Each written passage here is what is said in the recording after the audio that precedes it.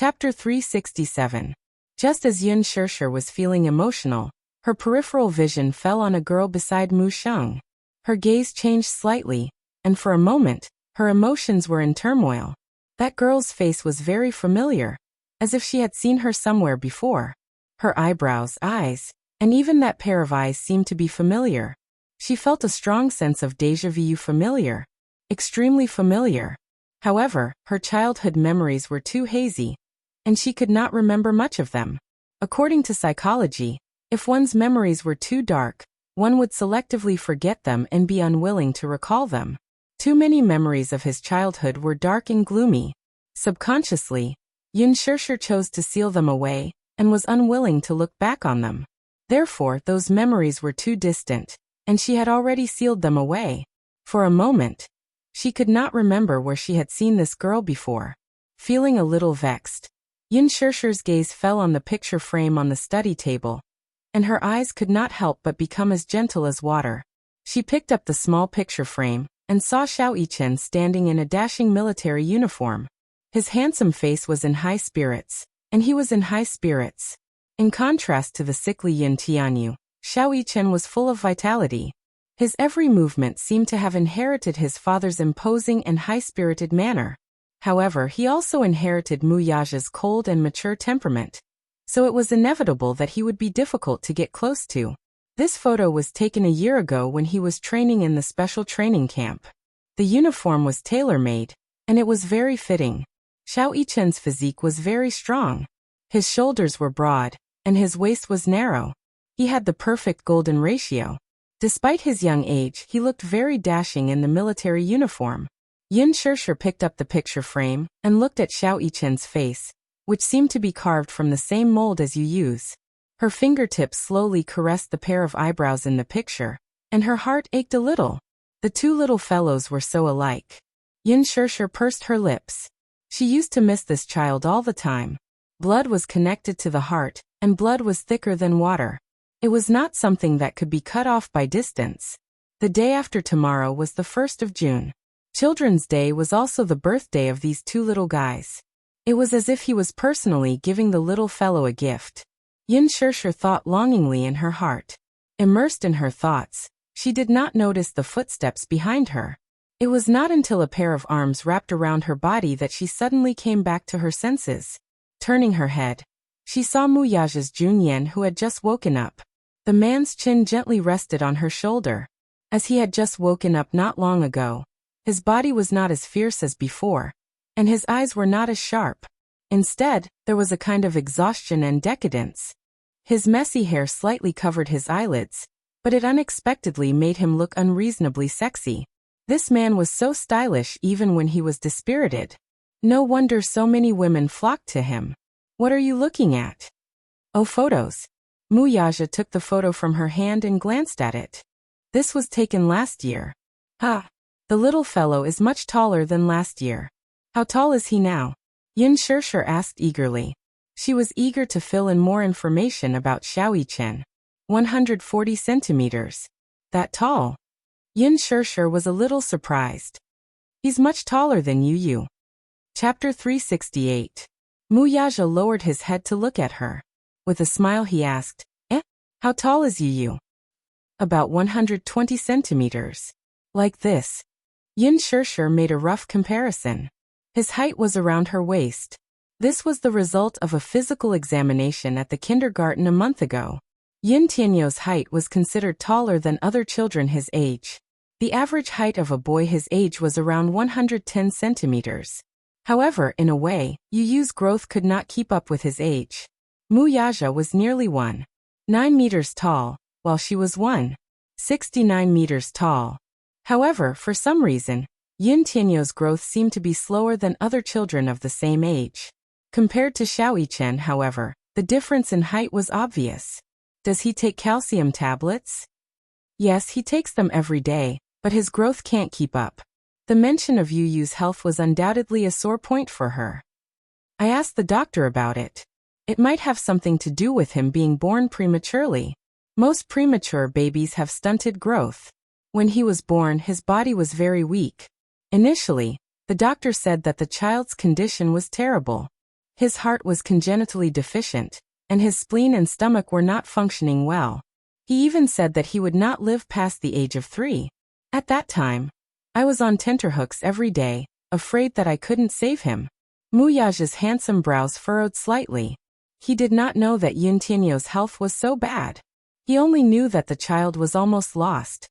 He thought that this woman had hidden the child for her own selfish reasons, and used a groundless excuse to cover up her crime. He even thought that the child would be as healthy as Xiaoyichen. Later, when they met at the hospital and learned from the doctor that his health was not good, he was surprised and stunned, but more than that, he felt sorry for him. Until now, when he learned from Yun Shishir that the child had suffered from so many illnesses since birth, his heart ached so much that it almost suffocated him. Although Yun Shishir spoke of it casually, no one knew how much effort she had put in to protect Yun Tianyu during the most torturous days back then. She had exhausted herself mentally and physically in exchange for Yun Tianyu's rebirth time and time again. Yun Shishir said helplessly, "Maybe it's because he developed late."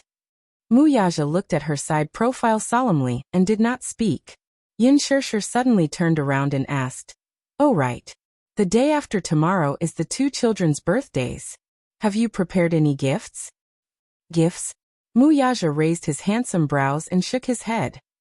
No. Yun Shishir was taken aback. "Aren't you going to give a child a present on his birthday?" Muyaja said, "I have gifts. Basically, whatever he likes, and I'll get someone to buy it." Needless to say, his love for Xiaoyichen was unparalleled. However, as a father, his way of expressing his love was ultimately not that meticulous. It was a little crude. Yun Shishir could not help rebuking him. "You should prepare a gift in advance. That way, the child will have a surprise for his birthday."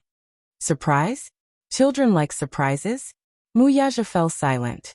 He did not know how to create a surprise. If the child liked it, he would prepare it and buy it. Coaxing a child was probably similar to coaxing a woman.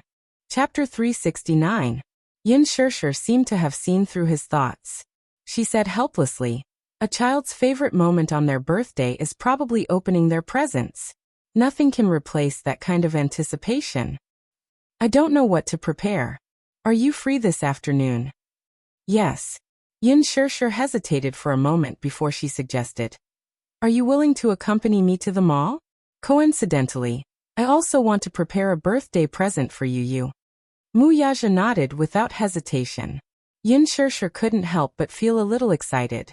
She clearly knew that this man was usually very busy. After all, he was in charge of a huge financial group. He must have a lot of work to do. However, when she heard that he was willing to accompany her to the mall, she was a little surprised and pleasantly surprised. She didn't know why, but her mood suddenly improved. Even the weather outside the window became sunny. It was a good day. However, when Yun Shishir finished washing up and walked out of the bathroom, she saw that the man had changed into casual clothes and was sitting on the sofa. She walked over and was about to speak when she saw that there was something wrong with his expression. His whole body sank into the sofa, his head was lowered, and his breathing was a little heavy. She was stunned. He looked like he was in pain. His hands were gripping the armrest of the sofa tightly, and his fingers were hideous. Yun Shishir leaned over slightly, and saw that his forehead was covered in large beads of cold sweat. His handsome face was pale, and it looked a little scary. What's wrong with you?" "My stomach hurts," Muyaja said in a low voice. His voice sounded a little heavy. Yun Shishir suddenly recalled that Muyaja's expression was a little strange from the beginning. When he hugged her from behind, she could clearly feel his stiff movements and heavy body. At first, she didn't think too much about it. What she didn't know was that Muyaja had a very serious stomach problem. This stomach problem originated from more than 10 years ago. When he was young, Jiang Yishan passed away from illness. It was a huge blow to him, and his willpower collapsed very quickly. He locked himself in his room, refusing to eat or drink. That period of time was gloomy and heavy, almost without any light. His mother was a very important part of his life, and the separation of life and death was almost unbearable for him. Therefore, after a month of continuous physical torture, his body quickly became thin and he suffered from physiological anorexia. Although his anorexia was cured later, It left behind a very serious illness. If he didn't eat 3 meals a day on time, it would flare up. When the stomach disease acted up, it would be extremely painful. No matter how strong one's willpower was, it would still be difficult for them to endure it.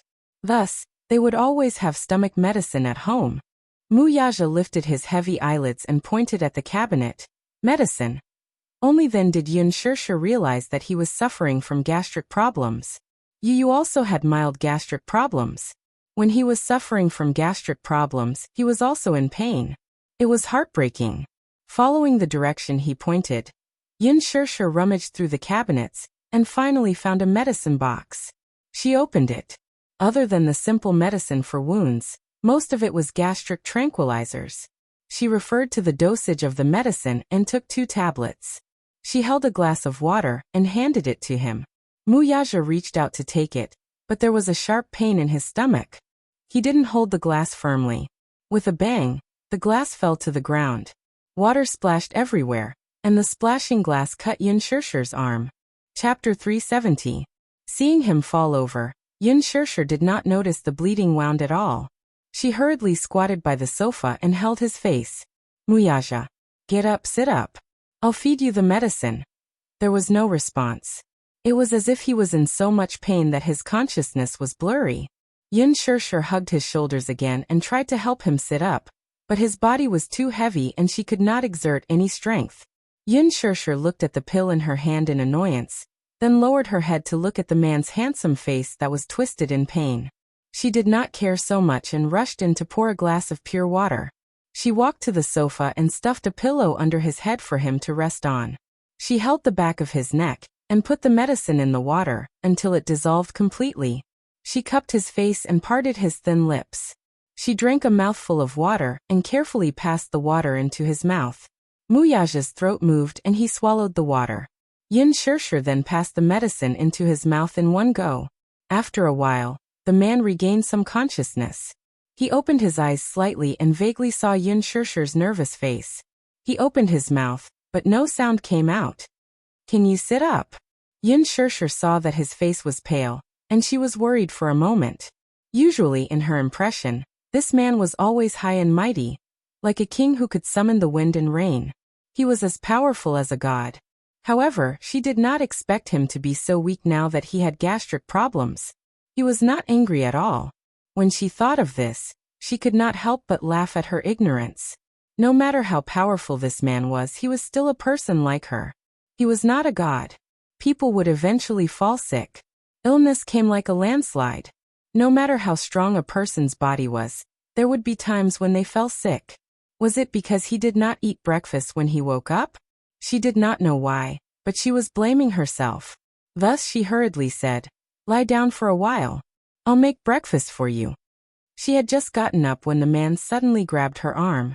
With a tug, Yun Shirsha lost her balance and fell into his arms. "What are you doing?" She was a little angry, a little anxious, and a little worried. She was afraid that she would fall so heavily and crush him. Muyaja held her neck with one hand, and his other hand slowly caressed her lips. There was a trace of dark sharpness in his eyes. "Where are you going?" "I'm making breakfast for you. You have gastric problems. It must be, because you don't eat 3 meals regularly." Yun Shirsha replied. She wanted to get up again, but the man held her in his arms. But this time his arm was firmly locked onto her waist, not giving her any chance to escape. What are you doing?" she asked in annoyance. She frowned and was slightly annoyed. Her tone was coquettish, and her eyes revealed helplessness and embarrassment. Muyaja lowered his head and looked at her. He could see the angry expression on her face. Seeing him staring at her with a deep gaze, Yun Shirsha was a little stunned. She pursed her red lips and bit her lip gently, looking a little uneasy. However, such a small action in his eyes had an inexplicable charm and shyness. It was even seductive. The way she bit her lip was so cute that his body, which was originally tense because of his illness, started to heat up. Chapter 371. Thus he said, "I'm not eating breakfast. I want to eat you." When Yun Shirsha heard this, her face stiffened and she said dejectedly, "Hey, I really lost to you. Your stomach is acting up. Why are you still so restless?" Not only is my stomach acting up, my lovesickness is also acting up, don't you know? How long had it been since he had touched this woman? He couldn't remember the number of times. He only knew that his body was constantly clamoring, wanting to possess her, penetrate her, and even wanted to integrate her into his bones and blood. How long had it been since he had tasted that feeling? He missed it so much. He missed it so much that even though his stomach was acting up, the desire in his body was constantly stirring. He was like a youthful and ignorant youth who had tasted the forbidden fruit for the first time, wanting more. Yin Shirshir was a little annoyed as she rebuked. Muyaja, are you a scoundrel? Your body is already like this, and you still. Halfway through her words, she couldn't continue no matter what and only felt ashamed. Her tender and white face was stained with a blush of shyness. She lowered her eyes and wished she could dig a hole in the ground right now to bury her burning face. She might as well just bury it. Muyaja saw the shyness on her face and felt that it was a little interesting, but also a little funny. He boasted that he wasn't a man whose lower body was swayed by his emotions. He was different from those second-generation hedonistic sons who liked to play with women. When it came to women, he had always had self-control, and even had misophobia. But this woman was simply a charming and fragrant evil concubine. What she had was the ability to make men obsessed with her.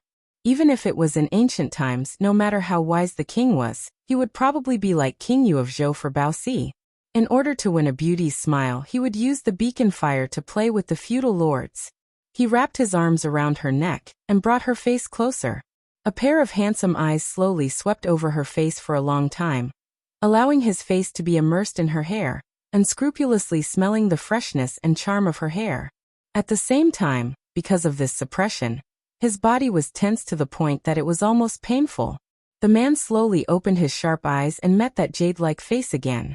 Suddenly he asked coldly, "Do you think that having sex with me is a shameful thing?" Her face was slightly hot, but she didn't make a sound, as if she didn't agree or disagree. The man smiled and said faintly, "Woman, do you know, scientists say that an adult's normal routine should be 3 to 4 times a week."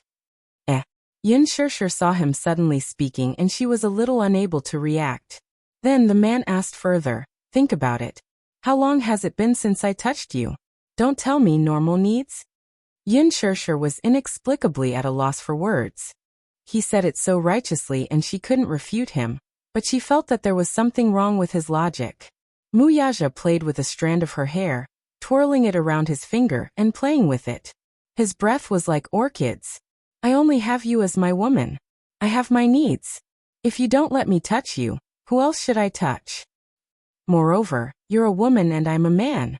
Is this kind of love between a man and a woman shameful in your eyes?"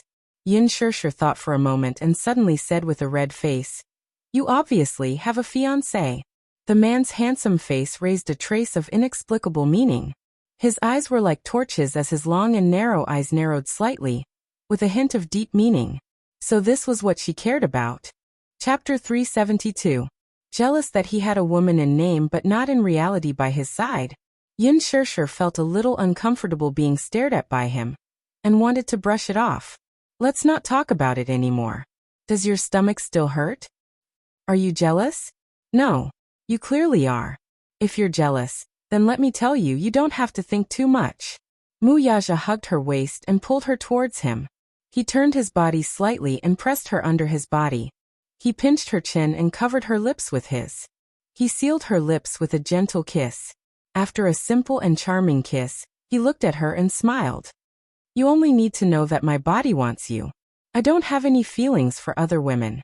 As he spoke, he grabbed her hand that she didn't know how to move and guided it downwards until her fingertips touched that mysterious territory. Through the material of his clothes, she could vaguely feel that arrogant posture. Thus, her face became even hotter, as if blood was about to drip out. "What about you? Don't you want me?" The man was so gentle beside her ear that his warm breath curled around her earlobe, burning her ears and neck. This woman's body seemed to be extremely sensitive. Even a gentle touch would make her blush, not to mention his advances. Her entire body was burning. "You," Yin Shirshir said angrily. "That's enough." Muyaja didn't give her a chance to refute and blocked her mouth with a sentence. "I only want you. I don't have any feelings for other women. Yin Shirshir blushed at his words again. Mu Yaja played with her lips gently, his fingertips caressing those cherry lips that made one drool, but he said word by word. As for the status, I'll give it to you. But now is not the time. Mu Yaja. You. Is this considered a courtship? Yin Shirshir asked all of a sudden. The man's face froze. But your stomach is acting up. If you don't know how to control yourself, you'll suffer when the time comes. Yin Shirshir lectured him seriously. Her words were a prophecy or a curse. Just as she finished speaking, his stomach, which was already feeling better, experienced another day of cramping pain. Oh. Was this woman a curse master? This stomach pain, speak of the devil. Did she have to spoil the fun like this? A certain man felt very sullen. In order to eat this woman, since she didn't like his forceful methods, he had to persuade her with reason and emotions. Just as he was about to eat her, the stomach pain came again. Damn it. If your stomach hurts, then have a good rest. Yin Shirshir threw him on the sofa. As she pushed open the door to leave, she said, Be good and wait for me. I'll cook noodles for you. Mu Yaja could only stare at her back view as she left. Seeing the fragrant meat in his mouth fly away, he didn't have any other thoughts. Yin Shirshir closed the door and held her heart with both hands. Her heart was thumping. Status, I'll give it to you. The man's firm words kept echoing in her ears. She didn't dare to let her imagination run wild. She took a deep breath and quickly went to cook noodles for the man. Chapter 373. The noodles were specially cooked so that they would break in the mouth and be easily digested. When she presented the noodles to the man, Mu Yaja's unsatisfied and cold face, coupled with the hot noodles, seemed to be a sharp contrast. Unsatisfied, how unsatisfied was he? I don't want to eat noodles, I want to eat. Shut up and eat the noodles. Yin Shirshir said with a red face. Is it wrong for me to want to eat meat? Mu Yaja took the bowl and said that deliberately. His expression looked innocent, but there was a hint of teasing in his eyes. He was skirting the boundaries, which was considered flirting. Although he couldn't touch her physically, he could still flirt verbally. Thus, Mu Yaja's mood improved a little as he enjoyed her embarrassed face. Then, he finished the entire bowl of noodles, not leaving a single bit behind. When he finished the whole bowl of noodles, the stomachache seemed to have dissipated by a lot. The car drove slowly into the shopping center. Mu Yaja dropped Yin Shirshir at the entrance and parked the car. Yin Shirshir looked up and sized up the magnificent entrance of the shopping center. Such a huge building stood in the most expensive area in the city center. It was like a piece of treasure land where every inch was worth gold and silver. The entrance was luxurious and grand. Even the security guard standing at the entrance seemed to have the words, "Poor people and dogs are not allowed in" written on his face. She said that she wanted to buy a gift, so he drove the car here. He heard that the expenses here were very high. No one dared to step in if their monthly income was less than 100,000 yuan. Yin Shirshir didn't think much and walked in. The first floor was mostly for cosmetics and some luxury jewelry brands. Mu Yaja asked her to wait for him on the first floor, so she wasn't in a hurry to go up to the second floor. Instead, she browsed through the jewelry counters. She wasn't buying, she was just looking. While she was strolling, she suddenly heard a strange yet familiar voice. Shirshir? Yin Shirshir was a little surprised. She looked up and saw that the person walking towards her was her work colleague, Han Xiaoxiao. This Han Xiaoxiao was considered a flower in the office. Not only did she have a hot body, but her facial features were also very beautiful. Before Yin Shirshir's arrival, she had always been like a fish in water in the office. After all, most of the employees in that company were men, and single women were few and far between. Hence, as one of the better-looking single women, Han Xiaoxiao was naturally in high demand, and was considered to be the one who could summon the wind and rain. But after Yin Shirshir entered that company, everything changed. Yin Shirshir was gentle and easy to get along with. Not only was she kind and charitable, but she was also different from Han Xiaoxiao in that she would often help her female colleagues. Hence, Yin Shirshir completely stole her limelight. Han Xiaoxiao was extremely jealous of Yin Shirshir. Therefore, she often ostracized her. Now that Yin Shirshir left the department, Han Xiaoxiao returned to the throne of a princess. There were still many people in the company who surrounded her. A while ago, she developed a private relationship with her superior. She hooked up with such a person, so naturally, she was promoted to the deputy manager of the public relations department. It was the time when she was in the limelight. As a result, Han Xiaoxiao could be said to be very different from the past. She was much more liberal with her spending, and often went to some high-end consumer places. Chapter 374. If it wasn't for her good looks, it would be degrading for her to wear cheap clothes all day long. What made her even more jealous, though, was that she did not know what ability Yin Shirshir had to be able to make those cheap clothes look fashionable. Could it be that with a good face, one could look classy in any clothes? Shirshir, long time no see. It's such a coincidence to meet you here. Han Xiaoxiao swayed her hips as she walked forward. Her movements were flirtatious. I haven't heard much about you recently. Did you find another job after leaving the company? Yin Shirshir did not have a good impression of her. Not only did she ostracize her, but this woman's behavior in the company was no different from a green tea girl.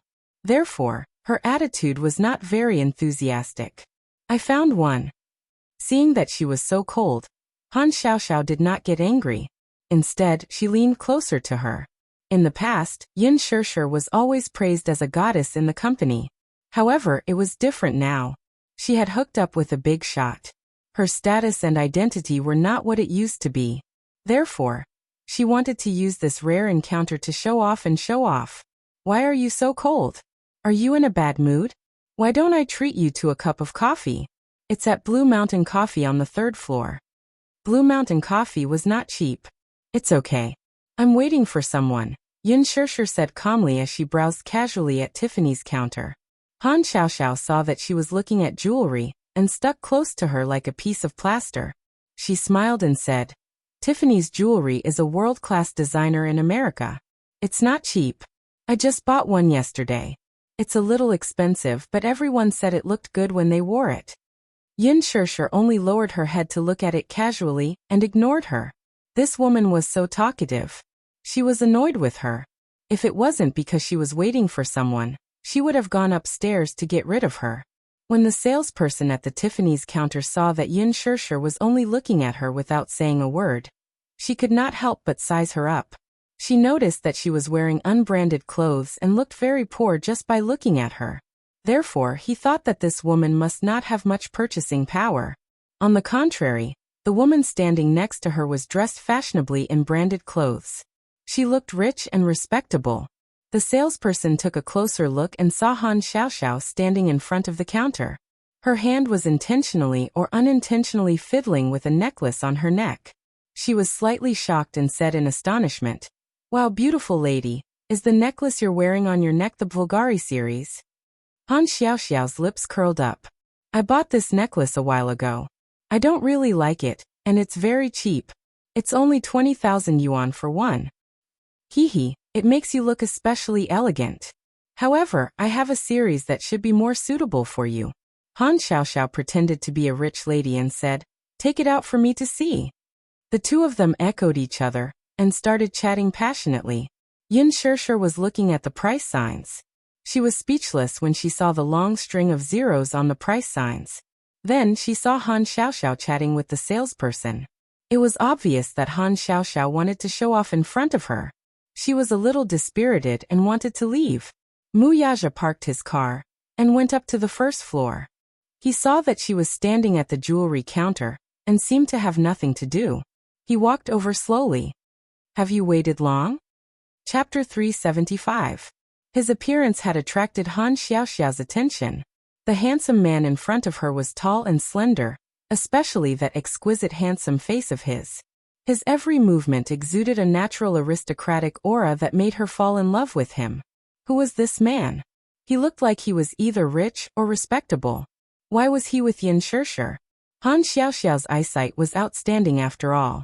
She could tell the brand value of Mu Yaja from head to toe at a glance. Compared to Yin Shirshir, who was wearing cheap clothes, it was a little out of place. Shirshir, who is he?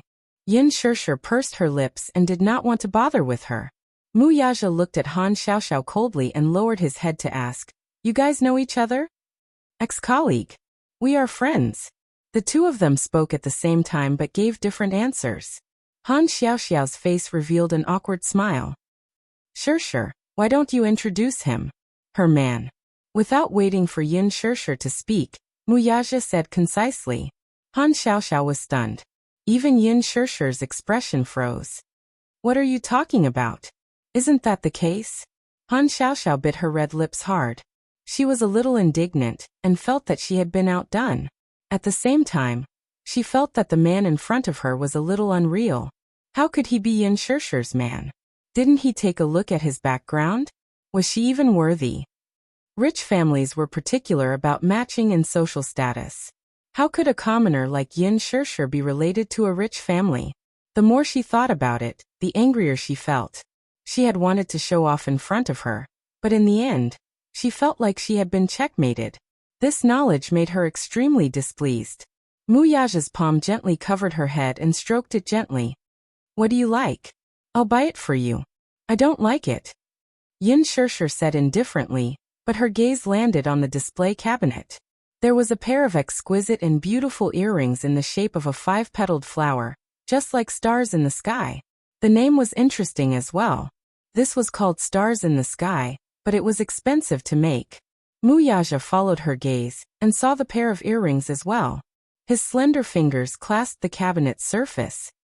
This pair, take it out. Yin Sure was a little surprised and opened her mouth. She did not understand the meaning of his actions. The salesperson glanced at Yin Sure, still feeling incredulous. She would not be willing to let ordinary people. This was especially true for someone like Yin Sure, who was dressed shabbily. She would not be able to afford it anyway. But Mu Yaja was different. One look and she could tell that he was of noble birth. Mu Yaja glanced at the salesperson's gaze and knew what she was thinking. However, he did not show it. Until the salesperson presented the pair of stars in the sky, in front of Mu Yaja. Mu Yaja reached out and took one of them. He reached out and gently brushed away her hair.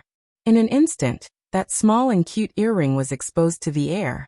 Mu Yaja gently put the earring on for her. The star-like earring set off the pure white earring. It looked even more tender and beautiful. It was as if it was silently tempting him to kiss her. Chapter 376. He lowered his head slightly, and his thin lips that were cold from the night breeze kissed her earlobe. Han Xiaoxiao was stunned, but the kissing scene in front of her was too beautiful. Even she couldn't come back to her senses for a while. Yin Sure was shocked. Her body moved slightly to the side, and she glared at him with embarrassment. She was obviously shy. Look, do you like it? Mu Yaja pushed her in front of the mirror and lifted her hair. Yin Sure looked at the mirror. Although she didn't say anything, her eyes revealed her love for the pair of earrings. Mu Yaja put the other one on her. The salesperson immediately praised. This lady looks really good wearing this pair of earrings. Sir, do you want this pair of earrings? Yes. While speaking, Mu Yaja's eyes didn't leave Yin Sure at all. He just handed over a black gold credit card. The salesperson was still puzzled. Why didn't this man ask about the price of this pair of earrings? He just gave the card to her directly. Was he so rich? However, when she took the credit card from him and looked at it, she didn't have any doubts. Ultima, the king of the cards. People who had a black gold credit card had a supreme status. In the big capital, there were only 5 such cards. Even Han Xiaoxiao couldn't help but be shocked. He was stunned. He was really stunned. One had to know that a black gold credit card wasn't something that ordinary rich people could have. Who was this man? After swiping the card and paying the bill, the salesperson handed the gift box to Mu Yaja. The man hugged Yin Sure and left. Looking at the two leaving figures, Han Xiaoxiao wanted to chase after them. Sure. The latter, however, ignored her completely. Han Xiaoxiao was extremely embarrassed. She turned back to the counter and asked the salesperson, "Is that man's card the legendary black gold credit card?" The salesperson's lips twitched, but she said, "I'm sorry, madam. This involves the customer's privacy. Forgive me for not being able to tell you." "How much is the earring that the man just bought? I want it too." Han Xiaoxiao pretended to be generous as if she was eager to regain her face. "That earring is the only one in the counter at the moment. It's already gone. But I can tell you the price. It's 990,000.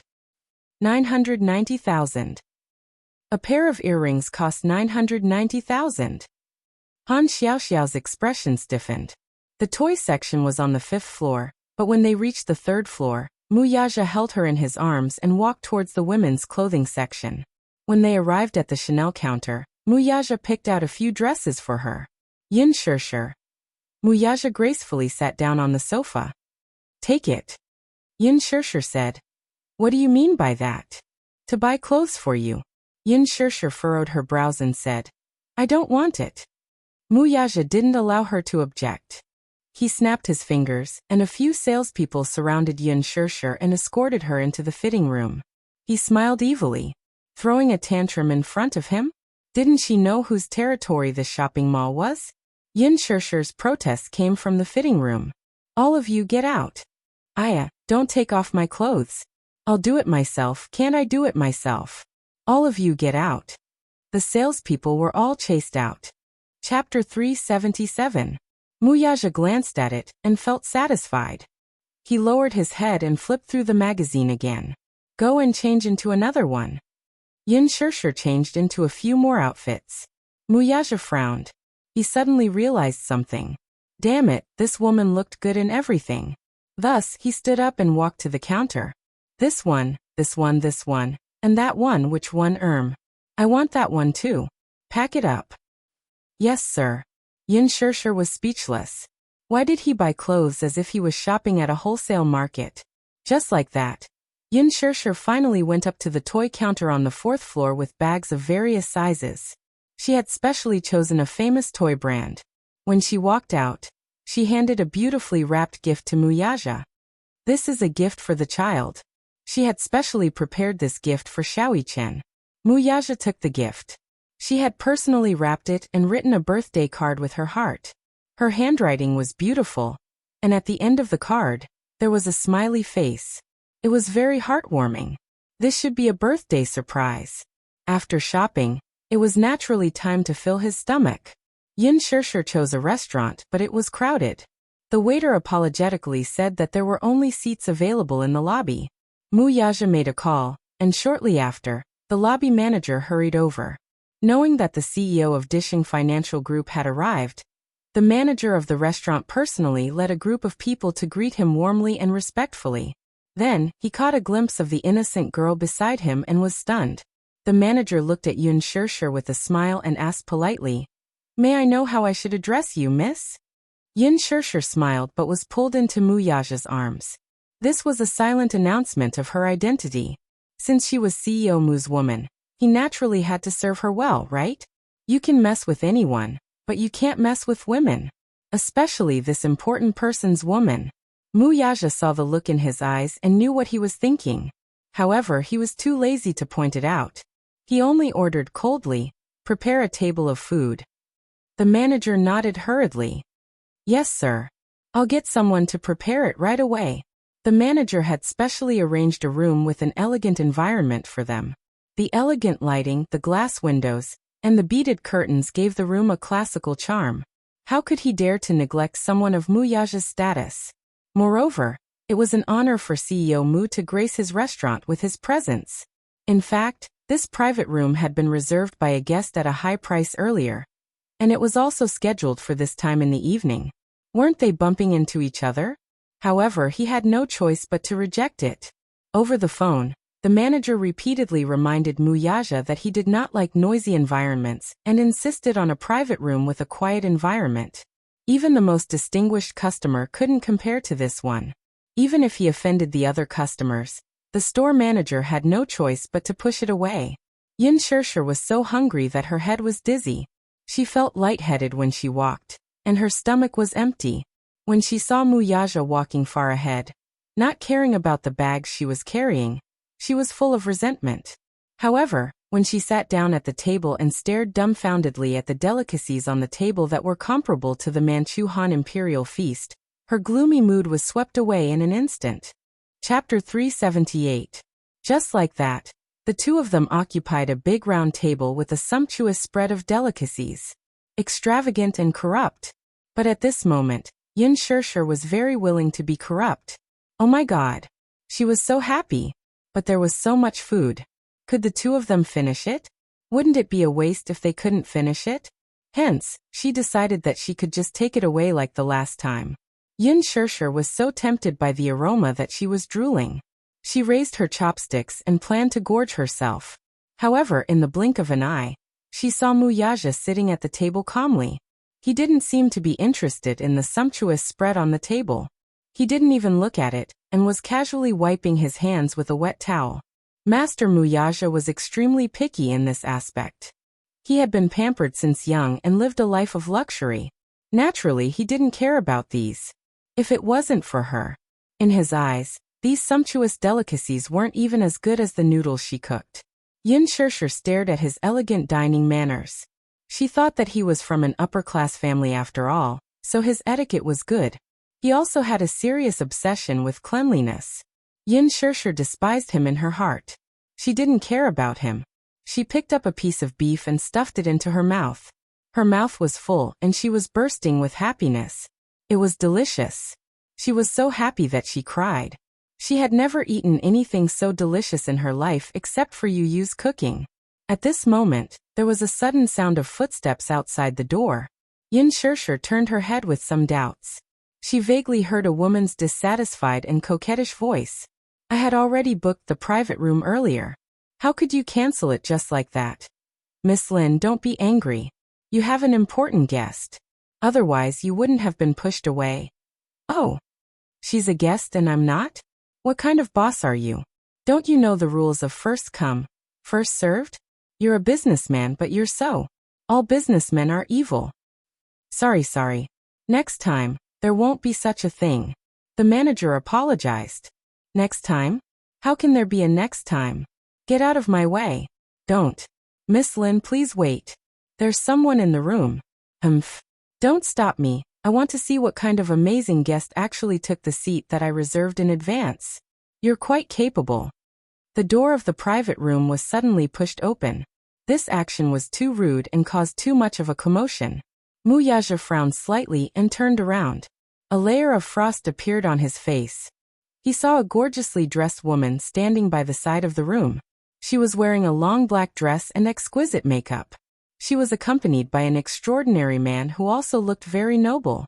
It was obvious that the two of them were born in a wealthy family. Their gestures had a kind of elegance that was unique to the upper class.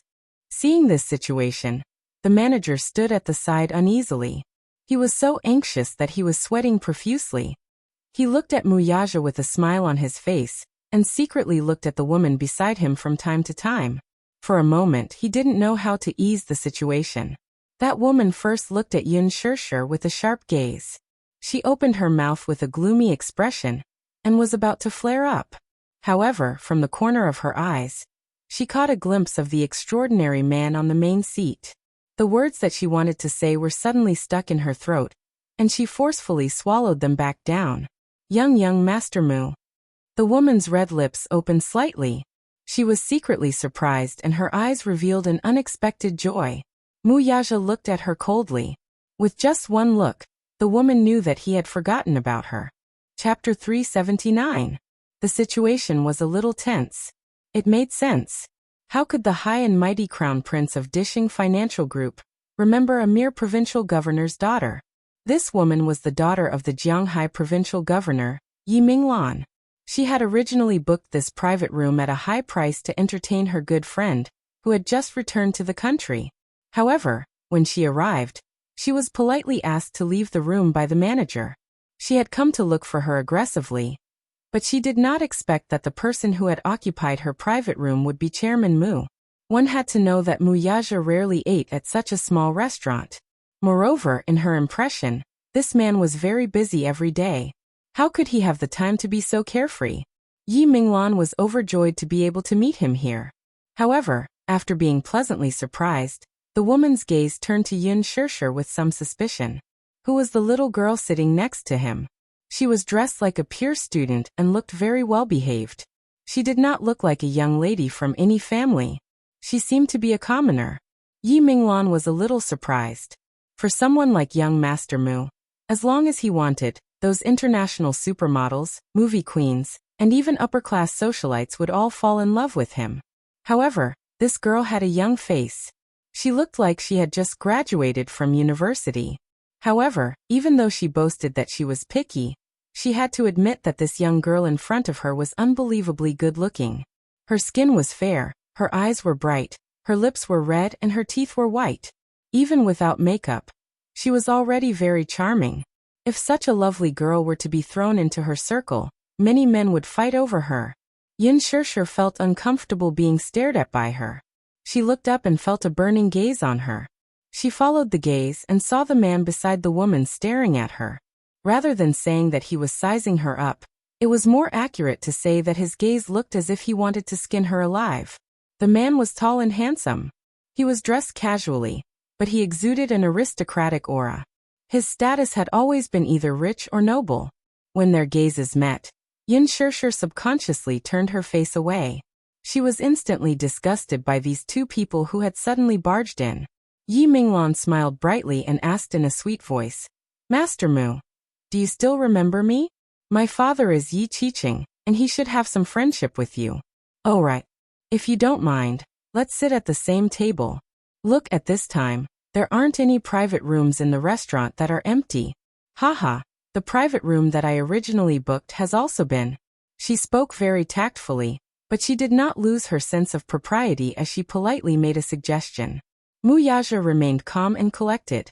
He neither nodded nor refused, as if he had tacitly agreed. Yi Minglan was a little overwhelmed by the favor. She tentatively took a step forward. Seeing that his face was still calm, her heart finally calmed down. Her eyes immediately lit up with joy as she entered the private room with the man. Mu Yaja did not have much of an impression of Yi Minglan. They were not familiar with each other, and did not interact much with each other. However, her father, Yi Qiqing, was someone who had close contact with him. Based on this point, he could not reject Yi Minglan.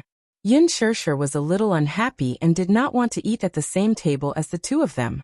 She did not like these two people, especially that woman. Her gaze just now was as if she wanted to cut her into pieces. Chapter 380. She had to admit that she was a little upset.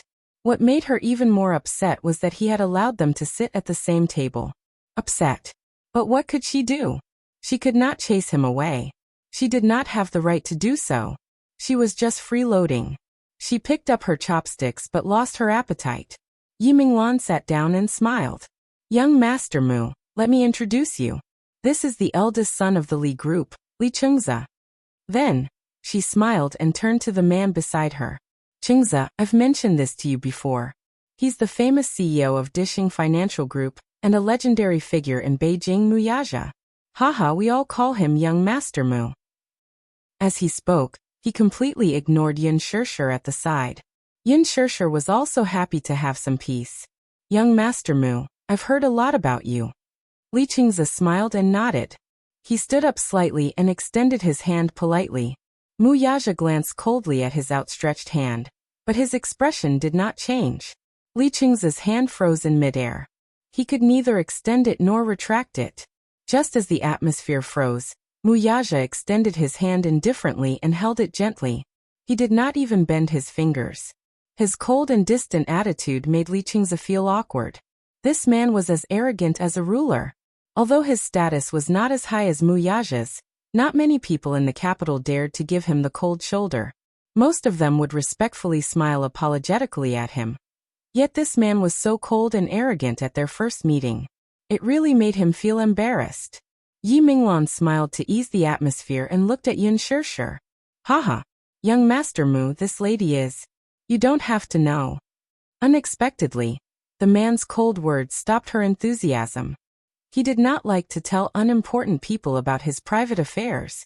However, his ambiguous attitude became another form of protection in Yi Minglan's eyes. Yi Minglan could not put her face down for a moment, but due to Mu Yaja's status, she could only smile apologetically and find a way out of this embarrassing situation. "This little girl is quite pretty." Although he was smiling on the outside, his heart was filled with jealousy and hatred. At least in her opinion, this girl had a high status by Mu Yaja's side. The moment Yi Minglan mentioned Yin Shirshir, The unhappiness in Li Cheng's heart immediately disappeared, and he looked at her with an ambiguous gaze. To be honest, he was quite interested in this girl. Not only did she have a stunning and elegant appearance, but she also had a pair of stubborn eyes that could invisibly arouse a man's desire to conquer her. It was said that there were two types of women that men could not refuse. One was a woman who was as pure as water, without a trace of impurity. The other was a woman who aroused a man's desire to conquer. As luck would have it, Yin Shirshir was exposed to both. Come to think of it, this Muyaja really didn't know what kind of ability he had. It was rumored that he didn't get close to women, but who would have thought that in private he was actually keeping such a beautiful woman in captivity? It was really enviable. At that time, the two of them had their own thoughts about Yin Shirshir. Li Chengza kind of wanted to have a taste of this girl. However, seeing that such a lovely person had already been taken, he could only watch. What kind of woman had he not had? However, they were not as attractive as this girl. Since she was Muyaja's woman and he couldn't touch her, there was nothing he could do. He could only hope that when young Master Mu got tired of her, he would snatch her away. Chapter 381.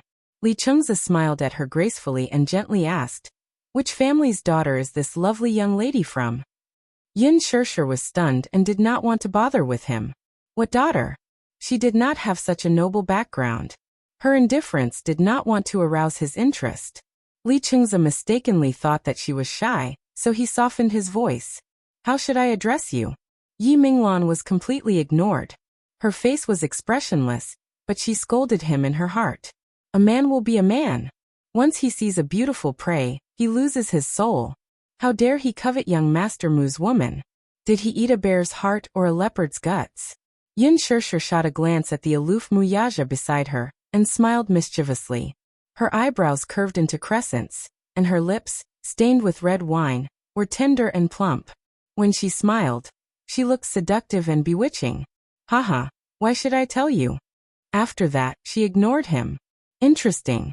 This girl is quite interesting. She is quite arrogant. Li Chengza was thinking about her, but Yi Minglan secretly rolled her eyes and warned him not to go overboard. She did not want to make young Master Mu unhappy. Afraid of him? Li Chengza had been spoiled since he was young and grew up in the palm of his hand. He was a typical hedonistic second generation, and was used to being arrogant. Why would he put this, young Master Mu, in his eyes? The Mu family? They were just the descendants of a prestigious family. Now that generations had changed and old Master Mu was old. How could this brat cover the sky with one hand? The Li family was one of the wealthiest families in the capital. Everyone in the family was not easy to deal with. Yin Shirshir did not know what he was scheming. She felt Yi Minglan's piercing and venomous gaze and saw doubt and hatred in her eyes. She was unjustly implicated, but she could not just lie down for nothing, right? If she wanted to lie down, she might as well lie down until the end. Hence, under Yi Minglan's gaze, she used her arm to nudge Muyaja and said in a sweet voice, "Why don't you peel a lobster for me?" Muyaja had always been good at scheming in the business world. How could he not know what she was thinking? He looked at her coldly from the corner of his eyes, as if warning her not to play any tricks. He had never served anyone in his entire life. Having failed, Yin Shirshir's entire face turned a little gloomy. Why didn't this man cooperate at all? On the other hand, Yi Minglan looked satisfied. It seemed that this girl didn't know her limits. Did she think that she was young Master Mu's woman, and wanted a mile after taking an inch? When had she ever seen young Master Mu serving anyone? She put down her chopsticks and lost her appetite completely. She drank the iced drink beside her in one gulp. As soon as she drank it, she felt an inexplicable swelling pain in her lower abdomen. She was still angry and didn't pay much attention to it. However, after a while, she clearly felt something strange in her lower abdomen. A warm and moist feeling caused her expression to change drastically. Even her entire body was petrified. Oh no, it couldn't be, right? Could it be that thing is coming? As she hesitated, her heart was filled with apprehension. She felt like she was sitting on a pincushion, and her entire body was stiff and motionless. However, that feeling was getting more and more obvious. Yin Shirshir's face suddenly turned hot. Just as she was about to get up and go to the bathroom to check out what was going on, She saw a small patch of red on the stool from the corner of her eye. Her face immediately turned hot, and she sat down again. Oh my God! How embarrassing! Yin Shirshir simply wanted to cry, but had no tears to shed. What was so embarrassing? Oh, and it had to be in front of this man. Moreover, there were outsiders present. Yin Shirshir simply wanted to dig a hole and hide in it. Chapter 382. Yin Shirshir couldn't bring herself to say it. He still didn't know how to solve such a difficult problem. Muyaja was surprised to see her face flushed red, and her eyes narrowed. Muyaja. She leaned into the crook of his arm, half of her body leaning on him, and begged in a low voice. Can you let them go? Yi Minglan was stunned. She was the first woman who dared to call Muyaja by his full name. And the only one. The man didn't seem to be angry. However, when Yi Minglan and Li Qingze heard the second half of the sentence, both of them were stunned. They didn't expect this girl to be so rude. What they did not expect, however, was for Muyaja to look at them coldly the moment they finished speaking. Although he did not say anything, his cold gaze seemed to be ordering them to leave. Yi Minglan was embarrassed. When had she ever been humiliated like this? Even so, she had to smooth things over for herself. She stood up and said to Muyaja, Young Master Mu, I just remembered that I have something to do with Li Qingze now. I won't disturb you anymore. As she spoke, she glared at Yin Shirshir. Seeing that Li Qingze was still in a daze, she pushed him and said, Qingze, let's go. Li Qingze came back to his senses and stood up to leave with her. When the two of them walked out, Li Qingze's face was full of bad luck. When had he ever been humiliated like this? However, even though he was indignant, he still couldn't forget Yin Shirshir. You're still thinking about her? I say, you're really bold. How dare you think about young Master Mu's woman? If young Master Mu finds out about this, you'll have to bear the consequences. You're praising her so highly. I just can't stand it. Is the He family that great? Li Qingze was embarrassed by her sarcasm. I'm talking about you. Young Master Mu, young Master Mu. Why? Are you interested in her? Minglan, it's not that I want to nag at you, but even if you like him, he might not like you. It's none of your business. Yi Minglan was so angry that it was difficult to distinguish between green and red. She angrily stomped her feet and left. Li Qingze turned around and glanced at the private room. The corners of his mouth curled into a sinister smile. He had long harbored designs on Yin Shirshir. Silence returned to the room. Yin Shirshir clutched her stomach and leaned on the table. Her lower abdomen was in severe cramping pain. She was in so much pain that her eyebrows were tightly knitted together. Her face was unbelievably distorted, and her entire face was deathly pale. Cold sweat trickled down his back. He didn't even have the strength to speak. I'm going to die. What a tragedy. Every time her period came, her stomach would always hurt. When it hurt, she would toss and turn in bed. Even using a hot water bottle to cover it didn't help. This time was no exception. What made her even more anxious was that she had returned so suddenly, especially in front of this man. What was worse was that she was wearing a dress. It was fine, but now she was even stained on the stool. How could she have the nerve to move her butt? It was simply too embarrassing. At the thought of this, Yin Shirshir's face was so red that it was about to bleed. She couldn't even cry. Muyaja raised his eyebrows when he saw her pale face and cold sweat on her forehead. Are you not feeling well? When he asked this, Yin Shirshir was embarrassed and scared. She stammered. Muyaja, can you go out for a while? Go out? What was this woman up to again? What's wrong? She forced a smile and said, No, I'm fine. Chapter 383. Muyaja stared at her coldly for a long time and lost his patience. He thought that she was feeling unwell but was too stubborn to tell him. Thus, he went forward without thinking and put his arm around her waist and knees, hugging her in his arms. However, she screamed. Ah! It was so sharp and ear-piercing that it almost broke his eardrums. Shut up. Muyaja frowned unhappily. She was so frightened that she choked. Shut up. After half a second of silence, suddenly, Muyaja. Her voice was as soft as a sheep's. What's wrong? He looked down and saw that her face was strangely flushed. Muyaja suddenly sensed that something was wrong. He glanced at the stool and saw the glaring red blood on it. His heart skipped a beat and he looked at her. Blood? She was injured? What happened? Yin Shirshir was so embarrassed that her face was turning redder. She was afraid that she would get the stain on him, and was so anxious that she was about to cry. She almost cried out, "Muyaja, put me down." He ignored her and looked even more gloomy. He only asked, "Where are you hurt?" Yin Shirshir rolled her eyes weakly. Her face was so hot that it was unreasonable. She replied in a soft voice, "No, I'm not hurt anywhere." "You're not going to tell me?" The man's eyes were sharp and his tone was irresistible. "I'll take you to the hospital." F***CK. Go to the hospital? She didn't think so. She hurriedly grabbed his collar and stammered, My period is here." Her voice was so soft that Muyaja didn't hear her at all. Seeing that the man was still holding her and walking out of the door, Yin Shirshir was so angry that she collapsed. She was so anxious that she wanted to scratch him. What should she do? She mustered her courage and raised her voice slightly. "Muyaja, my period is here today." The man suddenly stopped in his tracks. She said mischievously, "So we don't have to go to the hospital. Just help me buy some hygiene products." Seeing that he didn't respond for a long time, Yin Shirshir hesitated and said softly, "I'll use Sophie's brand." A deathly silence followed. She saw that Muyaja's face had completely darkened. Was there anything more tragic than this?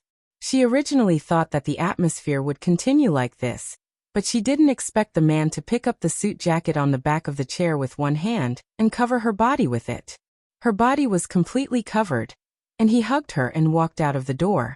Yin Shirshir was a little flustered. He didn't know where he was going to take her. He wouldn't take her to the hospital, would he? "Muyaja? Where are you going?"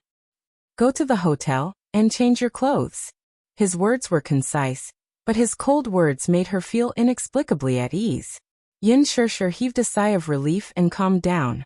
She felt a little embarrassed from all the attention she had received along the way.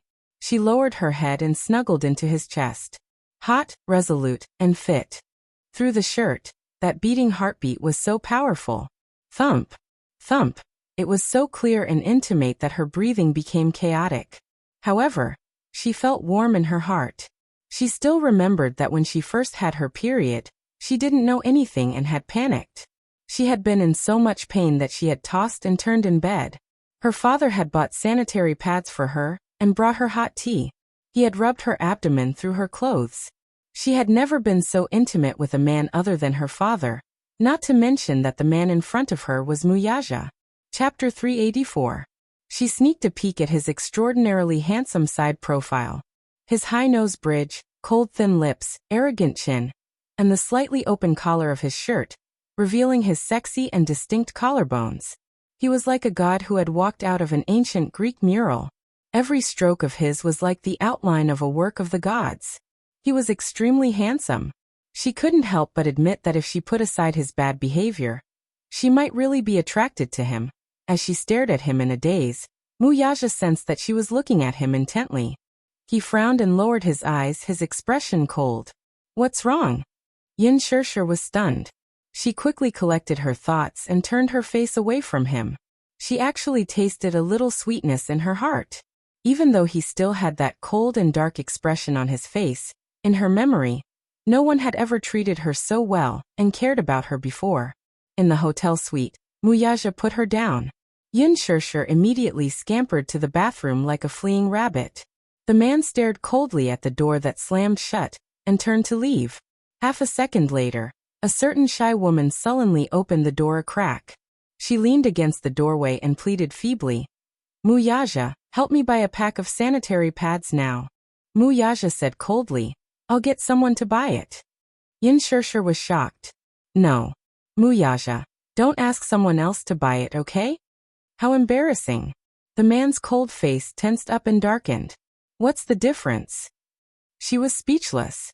Yes, there was no difference. It was just that when she thought of those chauffeurs around him and how they were all burly men, she felt awkward. But she couldn't bring herself to say it, so she pouted and threw a tantrum. "I don't care. If you don't buy it, I won't use it." "Woman, don't be willful." Yin Shirshir whined pitifully. Muyaja. The man's face turned cold. He ignored her, but he didn't say a word. He turned around resolutely. She was so angry that she frowned. This man was too heartless. He wouldn't abandon her like this, would he? 5 minutes later, when this proud son of a famous family in the capital, a man of great fame in the business world, stood in the column of women's products, when the man's elegant and slender hand picked up the small, cute, and delicate Sophie sanitary pads, the people in the supermarket looked at him in surprise. Colorful gazes sized him up, scrutinizing him. Muyaja tightened his grip on the bag as the blood and chi in his chest churned. His cold gaze swept over, and his icy gaze caused the temperature of the entire place to plummet. Below zero, what were his thoughts? In any case, it was worse than being shot. He didn't know much about these things, so he bought a bunch of them day and night. At the checkout, the cashier stared blankly at the pink and blue sanitary pads in front of her. The cute pink and blue contrasted sharply with the man's stiff face. Oh my God! How much did he need to buy so many? It was enough to use for a few years. However, when she caught a glimpse of the beautifully packaged cotton women's underwear, her eyes widened. Could he be a pervert? Looking at the well-dressed and handsome man in front of her, she couldn't imagine it. Muyaja stuck his hands in his pants and felt the strange gaze from the cashier. He glanced at her coldly. The cashier obediently lowered her head and didn't dare to take another look. She braced herself and wrapped them up properly. When she saw the man leave, her back was covered in cold sweat. Oh my God! What a terrifying aura. Chapter 385. Yin Shirshir was waiting anxiously in the bathroom when she heard a commotion outside, followed by a light knock on the bathroom door. However, it was not a man's deep voice that rang out. Miss Yin, I'm here to deliver something to you on the CEO's orders. The one who spoke was a gentle female voice. When Yin Shirshir opened the door, she was greeted by the room manager in her uniform. Her face instantly turned red when she saw the huge supermarket shopping bag in her hand. Did you buy these? No, these are all from CEO Mu. Miss Yin, CEO Mu treats you so well. Which man would be willing to buy these things himself? Yin Shirshir's heart warmed at her words. She took the bag from her and inspected it carefully. She did not know whether to laugh or cry. So many? Don't you know that these things have a shelf life? As she rummaged through the bag, she found a pair of exquisite cotton underwear. She blushed when she realized that her underwear was dirty. She did not expect him to be so considerate. Where is he? The woman smiled. Are you asking about CEO Mu? There's a board meeting coming up. I'm afraid it'll be late, so he asked you to rest first. Although it was a board meeting, it was actually a car race in the mountains to calm down. Oh, he's so busy. Yin Shirshir took a shower and changed before taking a taxi home.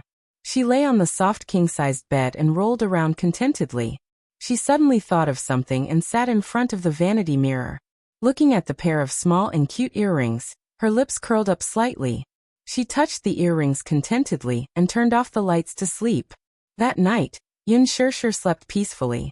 The next day, Yin Shirshir rushed to the company early in the morning. She had taken a day off yesterday, so when she returned to the training class, she felt that the atmosphere was different. She did not know why, but all the trainees in the class were very polite to her. Jiang Yutong, especially, wanted to avoid her whenever she saw her. This was good too. At least she could have some peace. In the evening, Yin Shirshir reached home. The moment she opened the door, the warm light in the living room enveloped her. I'm back. Yin Yeching was setting the table when he heard the door open. He rubbed his hands and walked to the entrance. You're back. Is Mommy back? Yin Tianyu poked his head out of the kitchen.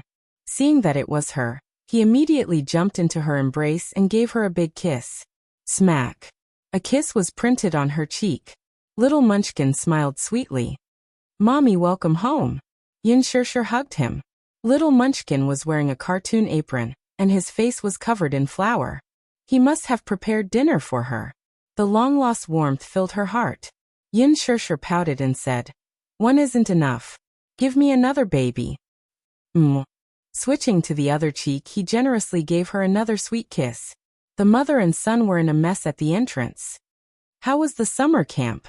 Is it fun? Yin Shirshir asked as she rubbed his head. He pouted. It's not fun at all. It's boring.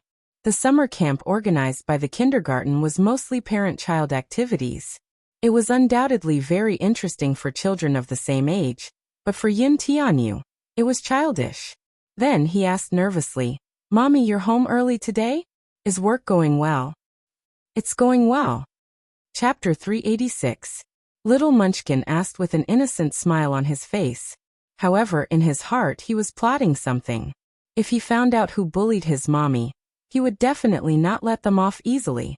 Yin Shersher did not know what the little lad was thinking as she smiled and replied, "No, I didn't." "Shersher, quickly sit down. Yu has prepared dinner for you." Yin Yeching immediately took her bag, took her coat, and hung it on the hanger. In the afternoon, Yu took a small purse and said that he was going to the supermarket to buy some ingredients. He was surprised and worried about the little lad going out alone, so he followed him to the supermarket. Who knew that he would be taken aback when he followed him? Just as he stepped into the vegetable section of the supermarket, Yu rushed into the crowd with a basket of vegetables in hand. His figure agilely maneuvered among the haggling voices, as if he was familiar with the process. He was very particular about buying, picking, and matching the meat and vegetables.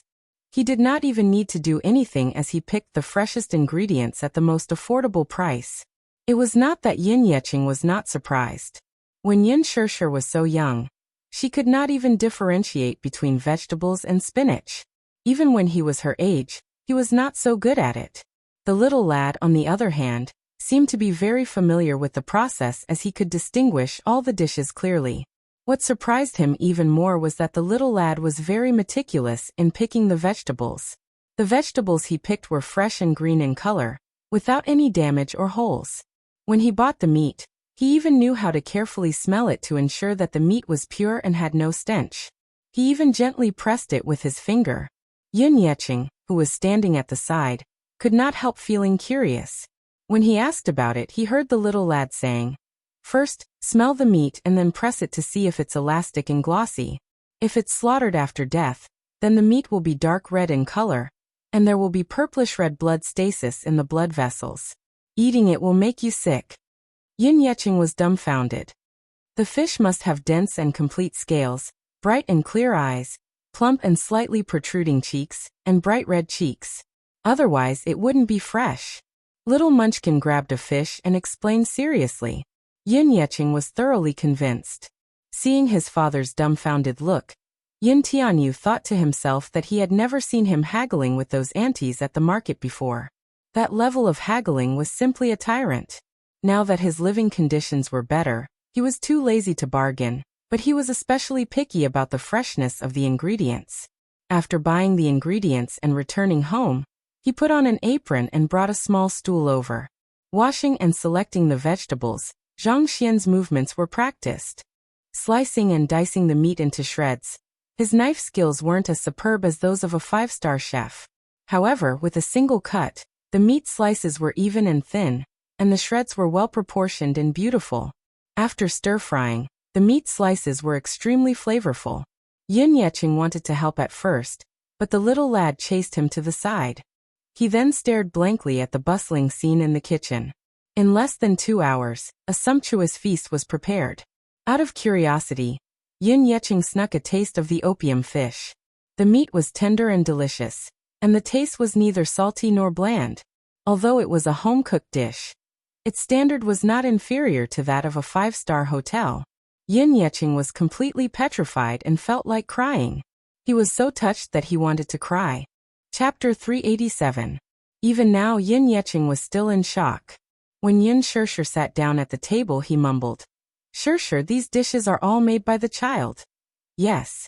My Yu is the best." Yin Shersher rubbed the little lad's head lovingly. Yin Tianyu slapped her hand away and tidied up his messy hair before reproaching helplessly, "It's Mommy's fault for being so clumsy. Her cooking doesn't taste good." Yin Shersher looked embarrassed. "Yu is so smart. Mommy is ashamed of her inferiority." Yin Yeching was even more amazed by his grandson's capability. He clicked his tongue in wonder. It's a good thing that he knows how to share your chores at such a young age. At first, I was worried that he wouldn't get into trouble because he's just a child. Now that I think about it, His culinary skills aren't learned in a day or two. After a pause, he asked quizzically, "When did you start learning how to cook?" "When he was 6. Yun Shirshir thought for a while. Stupid mommy. He was 4. Alright, if noodles count. She remembered that when he was 4, Yu made her a bowl of Yangchun noodles, which tasted pretty good. Actually, Yu did not like to cook, especially the smell of oil and fumes. He only enjoyed the sense of accomplishment and happiness that cooking brought. Every time he saw his mommy eating the delicious food he made, that sense of accomplishment made him feel as if he were the most amazing person in the world. Being able to bring happiness to his mommy was the happiest thing in his life. "Mommy, let me test you on a question." He winked mysteriously at her. "Guess what day it is tomorrow?" Yun Shirshir swallowed a mouthful of rice and pretended to be racking her brains. She asked meekly, "Is it Sunday?" "Stupid mommy, tomorrow is Saturday." Yun Tianyu looked defeated as he pouted helplessly. "Oh, then I remembered wrongly. Guess again, guess again." Yun Tianyu put down his bowl and chopsticks and propped his chin on his hand. His twinkling eyes gazed at her with a gentle smile. "Is it the parent-teacher conference?" Yun Shirshir guessed again. "No. It's an important day for mommy and me." Yu saw that she had not guessed correctly even after racking her brains. She looked upset and her little face scrunched up. She felt sad and wronged. Yun Shirshir couldn't figure it out. "What day is that?" Seeing her look of innocence and bewilderment, Yun Tianyu suddenly clutched his chest with a grief-stricken look, silently complaining about her carelessness. "It's Yu's birthday." Yun Shirshir pretended to be enlightened. "Oh, I remember now. Tomorrow is Yu's birthday. It's Children's Day." Yu was so angry that his face turned red. He crossed his arms and pouted so hard that one could hang a lamp. Stupid mommy, you don't have Yu in your heart anymore. You don't even know Yu's birthday." With that, the little guy covered his face and cried sorrowfully. "Woo woo woo. Mommy doesn't love Yu anymore. Yu is so sad." "Stop joking, baby. How can mommy forget Yu's most important day?" Yun Shirshir's heart ached when she saw his aggrieved look. She hurriedly coaxed him. The little lad turned his head and snorted arrogantly. Yun Shirshir saw this and smiled helplessly. She secretly took out an exquisitely wrapped gift box from her bag and handed it to him. She wanted to give him a surprise. Chapter 388. Yu is mommy's little angel. How could mommy forget that tomorrow is Yu's birthday? I wish you a happy birthday and happy Children's Day in advance. Yu received the present from her with a confused look. It took him a while to realize that his mommy was teasing him. How could mommy forget his birthday? He lowered his head to look at the exquisite packaging and saw the words "Happy Birthday, Baby" written on the card. His small fingers brushed past the words written by Yun Shirshir herself. The ink on the card had completely dried, making it look beautiful. The little lad's eyes softened as he stared at it. His face, which had been full of grievances, suddenly brightened up. Hugging the present, the little lad's face was filled with contentment. This was the happiest moment of his life. "Thank you, mommy." Yun Tianyu was in such a good mood that his pair of calves could not help but sway. Tomorrow is mommy's birthday too. With that, Yu affectionately hugged Yun Shirshir's face and planted a deep kiss on it. "Mommy has worked hard. Mommy gave Yu life. Yu will spend the rest of his life by mommy's side. I won't let mommy suffer any grievances or hardships." Every word that came out of little Munchkin's mouth was extremely solemn. It sounded like a sacred speech. Yun Shirshir smiled. "Baby is so obedient." "Then mommy, do you have work tomorrow?" "I think so." Yun Shirshir thought for a while. She had to rush to the set early in the morning for a makeup test. Dong. Hearing this, Yun Tianyu hung his head dejectedly. Yun Shirshir could not bear to see his desolate look. Suddenly, she thought of something and said, "Mommy should be free in the afternoon though." "Then mommy, let's go to Fairy Tale Valley." Yu was excited again. As if by magic, he took out 2 tickets to Fairy Tale Valley from his pocket. Fairy Tale Valley was the world's most famous and popular fairy tale-themed amusement park. It was co-founded by Laji Holdings and NE Group. It had opened 6 resorts all over the world, and was popular all over the world. It was the fairy tale kingdom that children yearned for the most. All right. But where did these tickets come from? It's a birthday present from the principal, he casually replied. Fairy Tale Valley. As the biggest shareholder of Leji Holdings, he also owns some shares in Fairy Tale Valley. It's just 2 tickets, and he can get it easily. Yes. Mommy will pick you up at noon tomorrow. You quickly open it and take a look. What did Mommy give you? Yun Yecheng was in such a good mood that he wanted to tease him. Yun Tianyu enjoyed the process of opening presents the most. In the past, when Yun Shishir gave him a toy on his birthday, he carefully kept it. Last year, his mother had given him a set of toy sets, and he had always been careful with them. Generally speaking, children of this age only had a sense of novelty towards toys. The new toys that their parents bought were just for the sake of novelty. When they bought them back, they would be unable to put them down for a few days and play very happily. However, it didn't take long for him to get bored of it and toss it aside. The more mischievous ones would be broken before he got bored of them. Yu was different though. Chapter 389. He wondered what his mommy had given him this time. He unwrapped the gift box and opened it expectantly. However, he was surprised to see a smart GPS watch lying quietly inside the box. His eyebrows twitched a little. Leji Holdings' newly launched smart sports watch could be used for video calls, GPS global positioning, and had a one-button alarm function. Could he say that he designed this watch? He wanted to cry but had no tears. Did it mean that his mommy's gift had helped his company generate revenue from this watch? Do you like it? Yun Shishir looked at him expectantly, anticipating his amazement. His eyebrows twitched a little, but when he raised his head, he put on an innocent smile. I like it. Yu likes mommy's gift. Mu residence. After dinner, Mu Yaja walked to the study room and saw Xiao Yichen painstakingly working on an exercise book. He was trying his best to calculate with his fingers. His physique was amazing, but he was weak in science. Those math problems that were so simple to Yun Tianyu could not wait to calculate them one by one for Xiao Yichen. When it came to addition and subtraction, there was still hope. When it came to multiplication and division, the little guy just wanted to roll his eyes and lie down. He seemed to have some ideas. He was just a little bit away. Therefore, he did not notice the steady footsteps coming from outside the door. Click. It seemed that someone had pushed the door open. His footsteps were casual as he strolled in with the posture of a king. The man did not speak. He walked to the table and looked at the little lad, who was sprawled on the table. He was wearing fluffy white pajamas. At first glance, he looked like a cat with pure white fur. Still, this little guy was much cuter than a cat. The little guy lowered his head and seriously racked his brains as he looked down at him. His eyelashes, which were thick and long like black phoenix feathers, must have inherited his mother's genes. They covered his eyes and left a faint shadow on his eyelids. He reached out and flipped through the textbook she had placed at the side. Little Yichen was startled.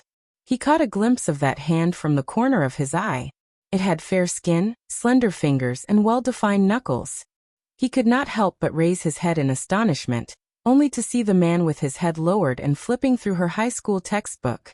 His handsome face was calm, and his lips seemed to have a gentle curve. The study room was lit by a table lamp. In the half-light, half of his handsome face was buried in the shadows. His expression could not be seen clearly, but there was a deadly handsomeness about him. There seemed to be no expression on his face. Xiao Yichen always felt that his daddy had the innate aura of a king. His every movement was extraordinary, as if he was born to be a king.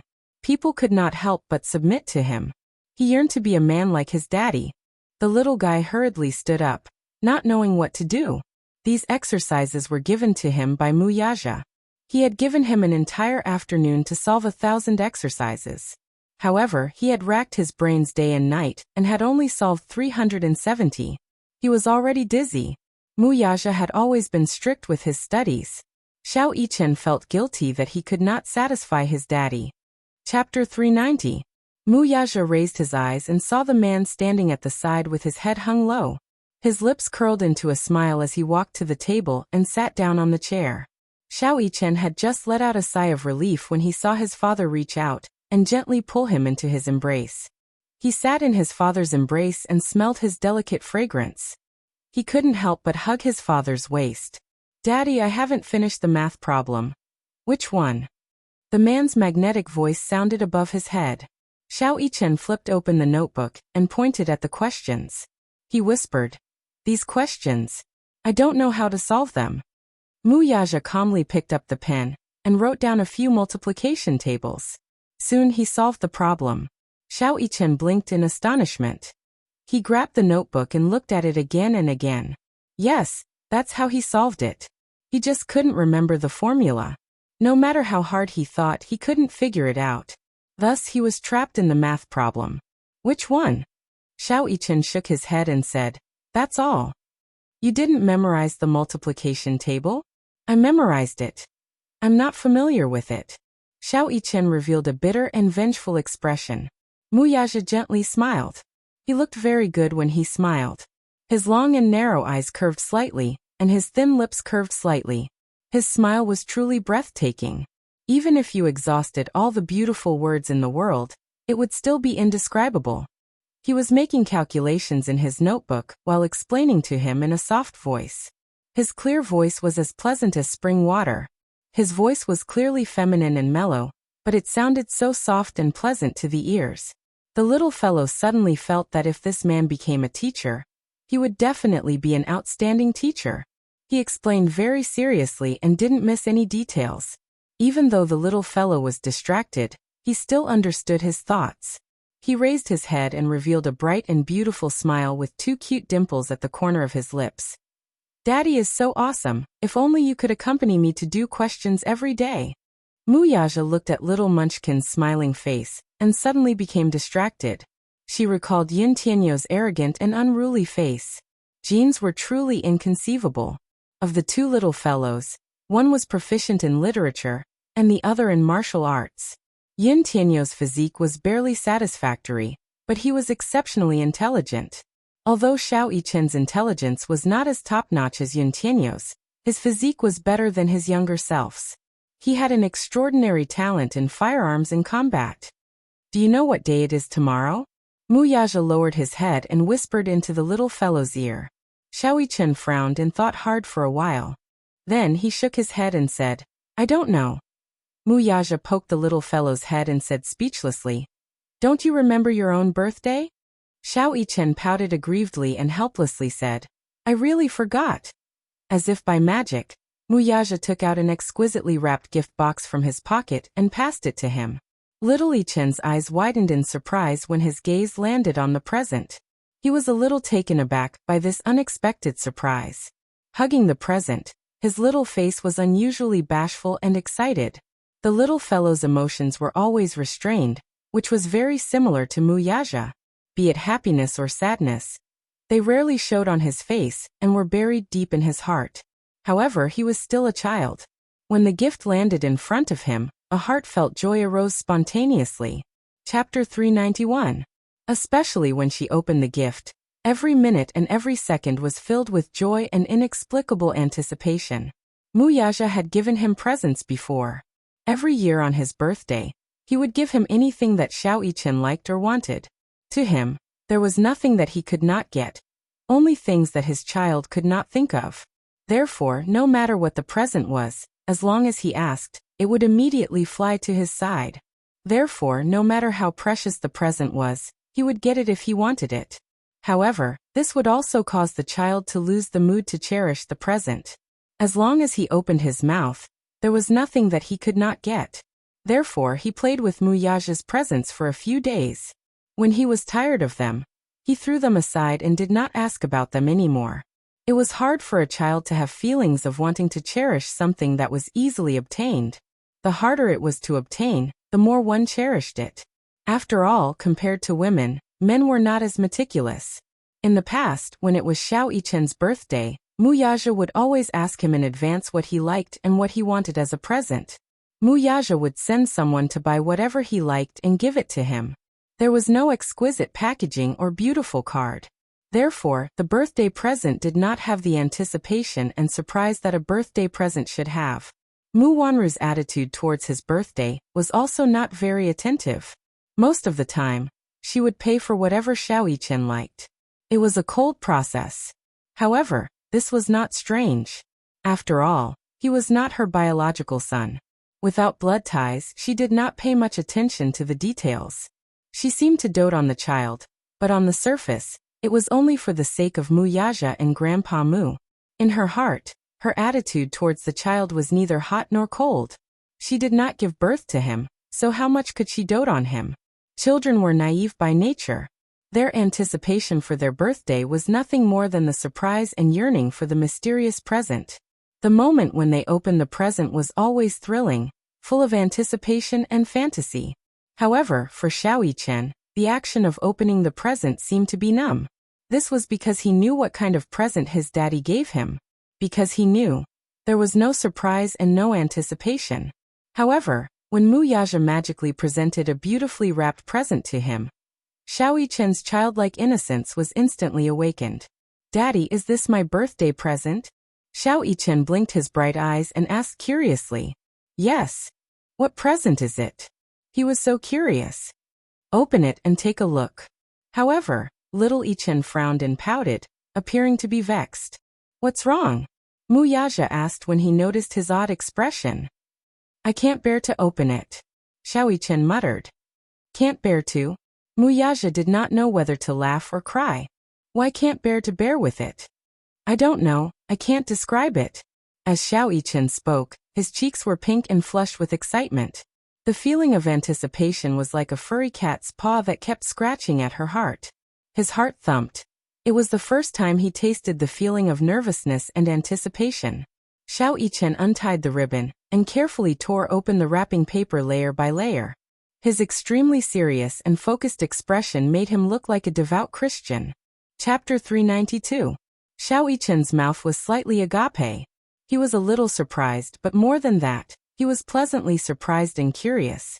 "Daddy, what is this?" Muyaja explained it to him. "This is a smartwatch. It has a call function, navigation, and GPS. Look, this is a one-button alarm." The man's voice was low, gentle, and magnetic. Xiao-Yichen leaned comfortably in Muyaja's arms and immersed himself in his gentle explanation. The study room was filled with tenderness. Xiao-Yichen quickly learned all the functions of the watch. The watch's design was extraordinary. In fact, it had more than just the functions mentioned above.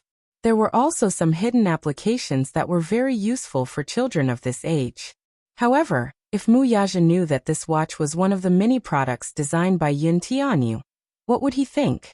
Fun. Xiao-Yichen wore the watch on his wrist and waved it in front of Muyaja as if to show off. He proudly said, "This watch looks much better than those that Daddy wears." Muyaja chuckled. It was rare for the little guy to reveal such a pure and romantic smile. Seeing him happy, the corners of his lips could not help but curl up. He was in a good mood. "Baby, your birthday is coming soon." He caressed the little guy's head and gently planted a kiss on his forehead. Xiao-Yichen blushed. He hugged Muyaja's shoulders and kissed him on the cheek. "Thank you, Daddy. How do you want to celebrate your birthday tomorrow?" Xiao-Yichen pondered for a moment before saying softly, "I want to go to the amusement park." "Amusement park?" "Fairy Tale Valley Amusement Park. I heard that it's fun. Are you free?" Muyaja was silent for a moment. He filtered through the schedule for tomorrow in his mind and said helplessly, "Daddy's schedule is full tomorrow." Xiao-Yichen lowered his head, feeling a little lonely. "Let Mommy go with you tomorrow, okay?" "No." Xiao-Yichen looked conflicted. "I just want Daddy to play with me." "Good boy, Daddy doesn't have time." "Next time, Muyaja patiently coaxed him, his tone revealing some guilt and self-blame. There was a very important planning meeting tomorrow that couldn't be postponed. Xiao-Yichen looked at him pitifully. In the end, he nodded reluctantly and gave in. He was not a willful child. Even though he had nodded and compromised, it didn't mean that he wasn't disappointed. It wasn't the first or second time she had experienced such a lonely birthday. He really wanted to go to the amusement park with his daddy, playing the pirate ship and the merry-go-round. Although these rides were not very attractive in his eyes, it would be very interesting if his daddy accompanied him, right? It would definitely be fun. He could understand that his daddy was busy. Such a big company needed to be managed, and he might not have the time to accompany him all the time. He was not greedy though. He only hoped that his daddy would take some time out to accompany him on his birthday. This thought had become an extravagant hope. Xiao Yichen was a little unhappy. However, even if he was unhappy, he could not show it on his face. As a father, he was not as meticulous and gentle as a mother. From a certain perspective, perhaps Yun Tianyu was happier than Xiao Yichen. Chapter 393. Be it the gifts or the schedule, they were all meticulously prepared for the sake of leaving a beautiful memory for the child. Thus, with more or less regret, Xiao Yichen did not sleep well that night. His heart ached as he hid under the blanket. He wanted his daddy to accompany him to the amusement park. This was the real surprise he was looking forward to. The next day, Yin Shishir woke up very early. Today was the day of the trial photo shoot, so she had to make preparations in advance to improve her skin to its best condition, moisturize and maintain her skin in one go. Her skin was relatively tender, so it was easy for her to apply makeup. No matter what kind of makeup she used, it would look clear and natural. Hence, when she usually appeared barefaced, people would often mistake her for wearing a thick layer of foundation. Even so, she still made sufficient preparations in advance. The car that Qin Zhou had arranged for her was already waiting at the entrance. She got in the car. The trial photoshoot was arranged to be held at the set studio. The trial photoshoots and promotional photos would be done here. When she arrived at the set, the timing was just right. The staff arrived one after another. Qin Zhou did not come today, but the assistant that he had arranged for her had already arrived. The assistant that Qin Zhou had arranged for her was called Xiaomu. She used to be his right-hand woman, but because she was reliable, she was assigned to be Yun Shishir's assistant. Shishir, hello. From now on, I'll be your assistant. My surname is Mu, and my name is Mu Shi. You can just call me Xiaomu. Xiaomu warmly welcomed her and introduced herself. Yun Shishir smiled and sized her up. Xiaomu looked very young, about 25 or 26 years old. She had a sweet appearance, and from her style of dress and style of conversation, she should be a very efficient woman. Although she was only 25 or 26 years old, she had entered the industry at a very early age. Qin Zhou was grooming her as his successor, and she might develop into a manager in the future. Yun Shishir smiled and said, "Hello, Xiaomu.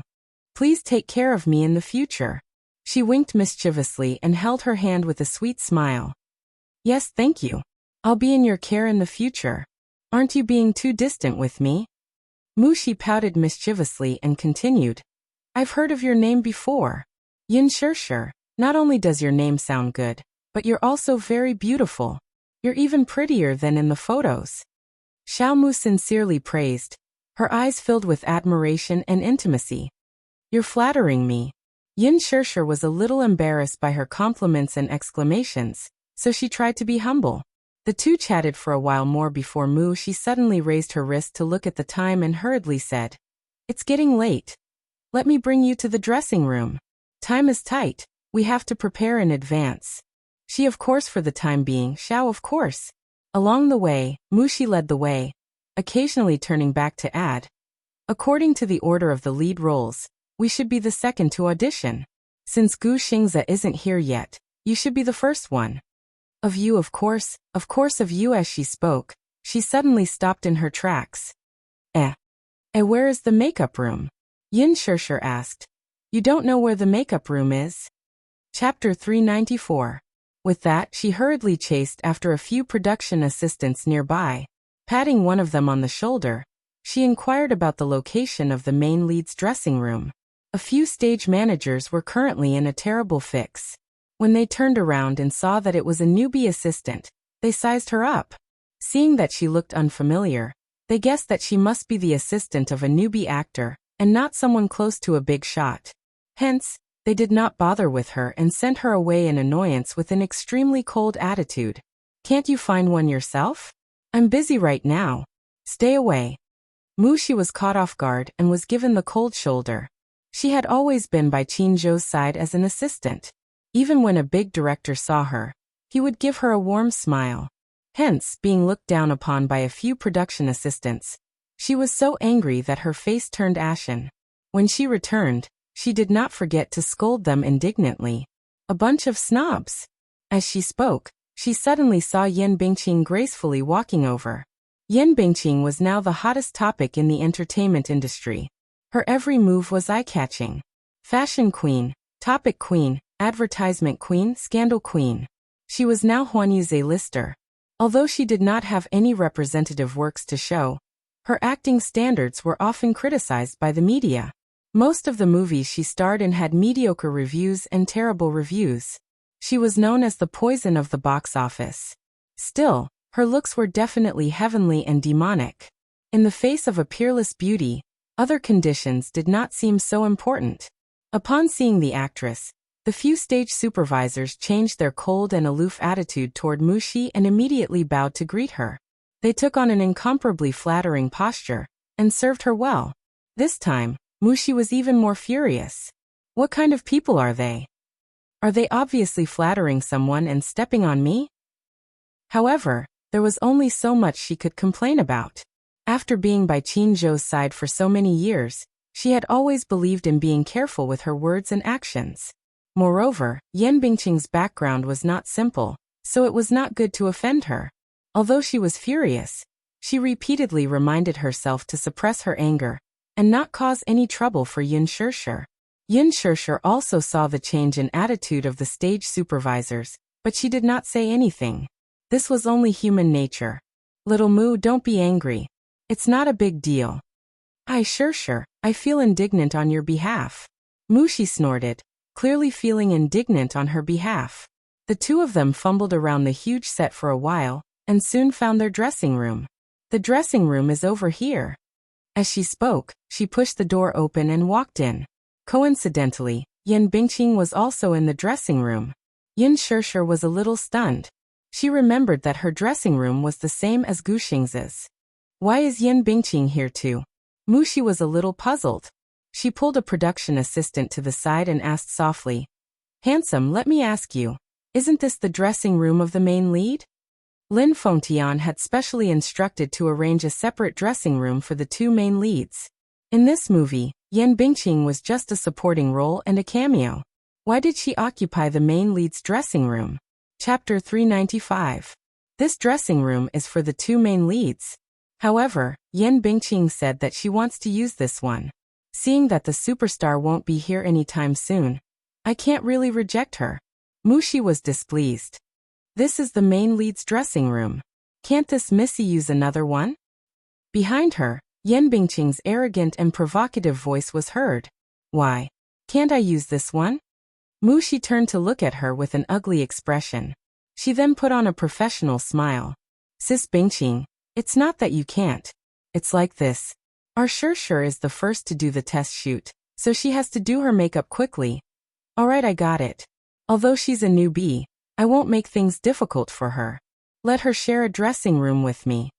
Yan Bingqing looked coldly at the mirror and did not look at her at all. She casually said this, yet her tone sounded as if she was doing her a favor. It was as if giving up half of the dressing room to Yin Shirshir was her doing a favor beyond the law. It was as if she had the right to decide who this dressing room belonged to. Mushi was so angry that her smiling face stiffened. This dressing room was clearly arranged for Shirshir. Now that she had snatched it away, she was still acting as if she was doing her a favor. How could she be so shameless? She was clearly trying to ostracize her. To put it nicely, Yan Bingqing was a guest star this time. In fact, she was already one of the female leads. One of the investors valued her and wanted to groom her. Alas, Lin Fengtian did not fancy her. She had no acting skills. Although her facial features were naturally beautiful, she had a mature charm and could not portray the innocence of a young girl at all. To sum it up, she looked old. Hence, she was heartlessly kicked out by Lin Fengtian. This Yan Bingqing must have seen that Lin Fengtian had chosen a newcomer. She must have held a grudge and was secretly jealous. However, despite her thoughts, Mushi did not dare to talk back to her. She only said in a neutral tone, "Where's the stylist? Hurry up and do your makeup." As soon as he finished speaking, a young woman wearing glasses hurriedly pushed open the door and walked in with a heavy bag in her hand. She was probably the stylist of the crew. She walked in, looked around and said with a smile, "Sorry, there was a traffic jam on the road, so I came a little late. I'm really sorry." I'm the stylist of the crew. My surname is Ding and my name is Ding Ning. After a pause she asked, who's the lead? Mushi smiled and held Yun Shirshir's hand. Hello Ms. Ding. This is the female lead Yun Shirshir. Ding Ning immediately greeted politely, hello Shirshir. Just as the atmosphere was harmonious. Ahem. Yen Bingqing sat in front of the largest dressing table. Seeing that Ding Ning did not notice her immediately, she cleared her throat with a displeased expression. Ding Ning heard the noise and looked in the direction of the sound. When he saw that it was Yen Bingqing, a flash of embarrassment and annoyance passed in his eyes. He immediately smiled and said, Sister Bingqing. Imaging. Come and do my makeup for me. Alrighty. Ding Ning immediately carried her bag to Yen Bingqing's seat and opened it. Mushi was stunned. Yin Shirshir's eyes darkened slightly, but she remained calm and collected. No trace of anger could be seen on her face. Mushi was a little unable to keep her cool. This dressing room was snatched, and now the stylist was snatched as well? This was too much. Shirshir was going to be the first. This time, Mushi was certain that Yen Bingqing was deliberately making things difficult for her. Lin Fengtian was known for his bad temper. Chapter 396. There was only one stylist in a dressing room. Yen Bingqing was clearly trying to embarrass Yin Shirshir. Mushi got Yin Shirshir to go to her seat first, and then walked toward Yen Bingqing. Sister Bingqing, why don't we let Xiaoding do Shirshir's makeup first? Yen Bingqing arrogantly rolled her eyes. Why? Because Shirshir is the first to go. If she's not ready by then, Director Lin will lose his temper again. Yen Bingqing sneered and said faintly, her makeup is so simple. Can't she do it herself? With that, she turned to give Ding Ning a look. Don't you think so, Xiaoding? Ding Ning was a little embarrassed for a moment. When she saw Yen Bingqing looking at her from the corner of her eye, she trembled and echoed. Yes, the main lead's makeup is just a simple nude outfit. There's no need for eyeshadow. 2 layers of low gloss and some highlights will do. Sister Bingqing's makeup is more difficult to do, so I'll do her first. She was just an ordinary stylist. How would she dare to offend someone like Yen Bingqing? Mushi was furious. She was about to speak when someone held her shoulder. She turned around in surprise, only to see Yin Shirshir pulling her behind her with a smile. With a decent and elegant smile, she said to Yen Bingqing, Sister Bingqing, you're my senior. According to the rules, you should go first and I should respect you first. These words were really pleasant to hear. Yen Bingqing's brows relaxed a little. She even thought that this newbie was quite sensible. However, in the next second, she heard Yun Shirshir say lightly, although I'm a newbie, I'm the female lead in this movie. I'm the first in line for today's test shoot. So Miss Ding should do my makeup first. Yen Bingqing's smile froze. What did you say? Ding Ning, who was behind him, was also stunned. Even Mushi was so shocked that they did not dare to breathe loudly. Sister Bingqing should have heard what I said very clearly. I'm the main character, and you're a supporting character. It's my turn to go first today. Yin Shirshir's tone was light, and her voice was soft. However, she enunciated every word clearly, neither servile nor overbearing. When Yen Bingqing heard this, her chest seemed to explode. She couldn't even breathe properly. She stood up angrily and walked in front of her. You're saying that I'm a supporting character, and you're the main character? So the county did your makeup? Is there a problem? Yin Shirshir said helplessly. Indeed, I'm the main character and you're the supporting character. I didn't say anything wrong. You. Besides, first of all, Ms. Ding is my stylist. Second of all, this is my dressing room. I've already given you half of it. I'm already showing you respect and giving you face. Still, if you want to snatch the stylist away. She pursed her lips and pretended to be annoyed. Suddenly, she smiled and asked, why don't we invite Director Lin over to be the judge, and see if Sister Bingqing should be the first to go up? Are you using Director Lin to pressure me? Yen Bingqing was flustered and exasperated. However, she still had to maintain her composure on the surface as she gritted her teeth and stared at her. Yin Shirshir, however, was not afraid of her murderous glare and said lightly, Sister Bingqing, your words are interesting. Clearly, you're using your status to ostracize me, right? Yes, I'm a newbie and have just debuted, but I respect you. On the other hand, Don't you feel that you're bullying a newbie? His words were spoken in a casual manner. However, every word was a gem. Chapter 397. Yan Bingqing's lips twitched. After scrutinizing her for a while, she sneered. Good. Interesting. Yin Shirshir, let's wait and see. With that, she haughtily snorted, picked up her expensive Chanel handbag, and mercilessly bumped into Yin Shirshir's shoulder as she left. For a moment, the atmosphere in the dressing room froze. Ding Ning and Mu Shi, especially, looked at each other with pale faces. Yin Shirshir calmly sat down in front of the dressing mirror and calmly asked, Ms. Ding, although my makeup is simple, you are a professional after all. My technique is definitely not as good as yours. Still, can you please show some professionalism? Come and do my makeup for me. Mu Shi was dumbfounded. She had previously heard from Qin Zhou that Yin Shirshir's character was somewhat aloof from worldly affairs, and that she should take good care of her. How was she aloof from worldly affairs still? She liked it. She was a little worried that she would offend Yan Bingqing and bear a grudge against her from now on. However, this was how the entertainment industry was. Open and covert fights and scheming against each other would happen sooner or later. Yin Shirshir's role as Yin Xiachuan was mostly set during her school days, so her makeup was all about purity and purity. Ding Ning applied a crystal clear nude makeup on her, and applied some pink blush on her cheeks, and the job was done. It was not a huge project, but it still took an hour. Nude makeup sounded simple, but it was the most important thing. A thick layer or a thin layer would not do. The scale was the most difficult to grasp. Still, this was considered fast. Ding Ning was envious. Her foundation is too good and she's too beautiful. She'll definitely be famous if she can appear in Director Lin's film. Mu Shi glanced at her, and was instantly stunned. She quickly led her to the studio. Everything was in order. Lin Fengtian was an impatient person. He looked at the time and asked impatiently, Where is she? Is her makeup done? Coming. Mu Shi hurried over. Director Lin, look, the timing is just right. Shirshir's makeup is done. When do we start? Where is she? Let me take a look at him first, Lin Fengtian said. As soon as she finished speaking, Yin Shirshir slowly walked into the studio. At that moment, the entire studio lit up. She was dressed in a simple snow-white dress, slender and elegant. Her ink-colored hair was long enough to reach her waist, like high-quality satin, shiny and beautiful. Raising his head, he saw a face so beautiful that it was suffocating. She had fair skin, charming facial features, and a faint blush on her cheeks.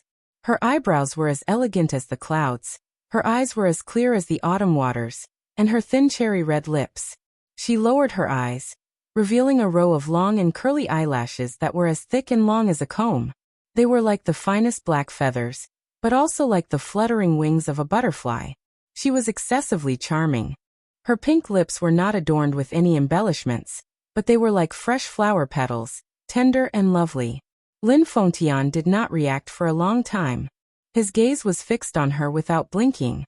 For a moment, the huge studio was silent. Mu Shi's heart was in a mess. She knew that Lin Fengtian was very picky and strict when it came to filming. She was afraid that the makeup would not pass. She looked at him and saw that he could not hide the amazement in his eyes. Only then did her heart calm down. To be precise, he could not help but stare at her in a daze. He felt his whole body heating up, as if he were drunk. He was like a teenage boy who saw a girl he liked, and could not take his eyes off her no matter what. Chapter 398. Humans had a persistent pursuit of beauty. Yin Shirshir, on the other hand, was just standing there. Before she could act, Lin Fengtian had already gotten into character. A character who seemed to have walked out of a book. Yin Xiachuan, who had walked out of the memories of her lost youth.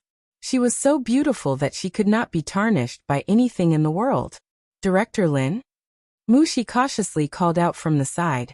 Lin Fengtian suddenly returned to his senses and could not help but praise. Not bad. You have the feeling of Yin Xiachuan. Yin Shirshir's lips curled into a slight smile when she heard this. She was in a good mood. The process of the test shoot went very smoothly. Yin Xiachuan, who was played by Yin Shirshir, and Yin Dongyu, who was played by Gu Xingze, were biological siblings. This novel was about how the two were childhood sweethearts who relied on each other as they grew up. As they grew up, taboo feelings gradually developed between them. In Xiaochuan's character was simple and persistent. She was like a moth to a flame when it came to love. From the beginning to the end, she kept following In Dongyu's back. In Xiaochuan's infatuation was ultimately restrained by the world. Although In Dongyu's heart throbbed with love for her, he was forced to push her away time and time again due to ethics. Later, In Xiaochuan's mother unintentionally flipped through In Xiaochuan's diary. The desperate and sorrowful words of struggling in the abyss of misery were revealed. Only then did she realize that the siblings had developed feelings that they should not have. In a fit of anger, In Xiaochuan's mother sent her abroad to study. This was undoubtedly an exile. A few years later, In Xiaochuan received a long-distance call from her mother. In Dongyu had a fiancé and was about to get engaged. In Xiaochuan returned to her hometown with a sense of loss. However, in an accident, she was diagnosed with blood cancer. In Dongyu rushed to the hospital for a bone marrow examination, only to find out that his bone marrow and blood type did not match. The siblings were not related by blood. It turned out that when In Xiaochuan was born, the two children were swapped at birth, resulting in a torturous relationship. Lin Fengtian boasted of his ruthless foresight. Now he was even more confident of his judgment. Yin Shishir and In Xiaochuan's temperament was very compatible. With a slight smile, her pure and flawless aura instantly infected the entire set. Therefore, during the filming, even Lin Fengtian, who was known for his strictness, was full of praise and praise. This newbie is too suitable for the role of In Xiaochuan. It's as if he just walked out of a book. The styling director clicked her tongue in wonder. At the side not far away, Yan Bingqing's eyebrows furrowed. She looked displeased. It was unknown whether it was because of jealousy or unwillingness, but there seemed to be a cluster of flames burning in her chest. She hadn't even started putting on her makeup yet. When she heard that it had already started, she especially rushed over to take a look. Lin Fengtian was famous for being harsh. There was not a single actor on his set who did not get scolded. Even if it was a veteran actor, he would not give them any face. She had once appeared in one of Lin Fengtian's movies, and was scolded in front of the entire set. She saw how proud Yin Shishir was just now. She wanted to see how Lin Fengtian would scold this newbie. In the end, to everyone's surprise, Lin Fengtian was very satisfied with this newbie. Yan Bingqing's face was contorted with jealousy. Yin Shishir was an eyesore to her. She had treated her with such an attitude just now. Hence, Yan Bingqing had formed a grudge with her. Yin Shishir, there will be plenty of time in the future. In the future, I want to see how capable you are. How dare you offend me? Chapter 399. The weather was clear and there were no clouds in the sky. Today was a good day to go out. Mu Yaja ended the meeting early and returned to the Mu residence. The servants were surprised to see him back. They had heard that he had an important meeting today, and that he should be home late. Why was he home so early? In fact, his schedule was full today. However, last night, when he found out that his precious son wanted him to accompany him to the amusement park, he made a decision in his heart even though he did not agree. He planned to celebrate his son's birthday with him properly. Therefore, he arranged a video conference overnight and arranged everything in advance. He arrived at the company early in the morning, and ended the meeting early. He managed to squeeze out most of the day. When he rushed home, it was still early. The amusement park opened at 9 o'clock. Mu Yaja thought that today was Children's Day, and there would be a lot of people going to the amusement park. He carefully booked 2 VIP tickets. Usually, the amusement park would have VIP tickets. These tickets were usually expensive. Therefore, there were many attractions that could be enjoyed through the VIP channel, and there was no need to queue for too long. He wanted to let the little guy enjoy himself as much as possible in the limited time he had. Mu Yaja glanced around the living room and asked, "Where's the little young master?" "He's reading comics in his room. He didn't go to the amusement park." It was as expected. Without his company, the little guy probably had no interest in going anywhere. Yes, the young mistress originally wanted to take him to play, but the little young master said that he only wanted you to accompany him. So the young mistress accompanied the master to the Yongning temple to pray and eat vegetarian food. The servant told him the truth. "Yes. Help me get ready." I'll go out later. Yes, young master. The servant quickly went to prepare. When he went up to the second floor, the door to the study was ajar. He carefully pushed it open. His movements were light and silent. Therefore, Xiao Yichen, who was building Lego blocks in the study, did not realize that someone had entered the study. He was still immersed in his own world. He sat on the carpet with Lego blocks scattered in front of him. Only half of the castle was left. It must have collapsed halfway and the Lego blocks were scattered everywhere. Little Yichen held the building blocks in his hand, but he just sat there motionlessly with his back facing her. He did not care about the scattered building blocks on the floor, and just sat there in a daze. He did not speak or move at all. His back seemed to be in a daze as if his soul had left his body. Mu Yaja stood rooted to the spot, and did not move forward. Looking at the little lad's dejected back, he guessed that he was probably feeling sad right now. Children are usually emotional. It's Children's Day, and it's their birthday, but they don't have their parents by their side. Mu Yaja felt a stabbing pain in his heart. If he did not see this scene in front of him, at least in front of him, he would have known that Xiao Yiseken's behavior. What he did not know was that, when he was not around, little Yichen was cold and aloof. He was even expressionless and taciturn when dealing with others. Just like when he was young. He closed himself off in his own world, and did not get close to anyone. Mu Yaja slowly walked over. His heart ached. The time he spent with this child was indeed too little. Little Yichen's brows furrowed slightly when he heard footsteps behind him. Chapter 400. At that moment he was in a bad mood, so it was inevitable that he mistook the person behind him for a servant. His tone was unfriendly. Don't you knock before entering? The footsteps didn't stop. How could this servant be so rude? He stood up angrily and turned around. However, when he saw the man who seemed to have descended from the sky, he opened his mouth in disbelief and was speechless for a long time. Dressed in a suit and leather shoes, Mu Yaja stuffed his hands into his pockets. Seeing the shock and disbelief written all over the boy's little face, he could not help laughing. The door isn't closed, so I came in. Am I disturbing you? No. Xiao Yichen rubbed his eyes in a daze. He thought he was dreaming. Didn't he say that he had an important agenda today? Why was he back so early? Daddy, why are you here? To celebrate my baby's birthday. Mu Yaja squatted down in front of him with a gentle expression.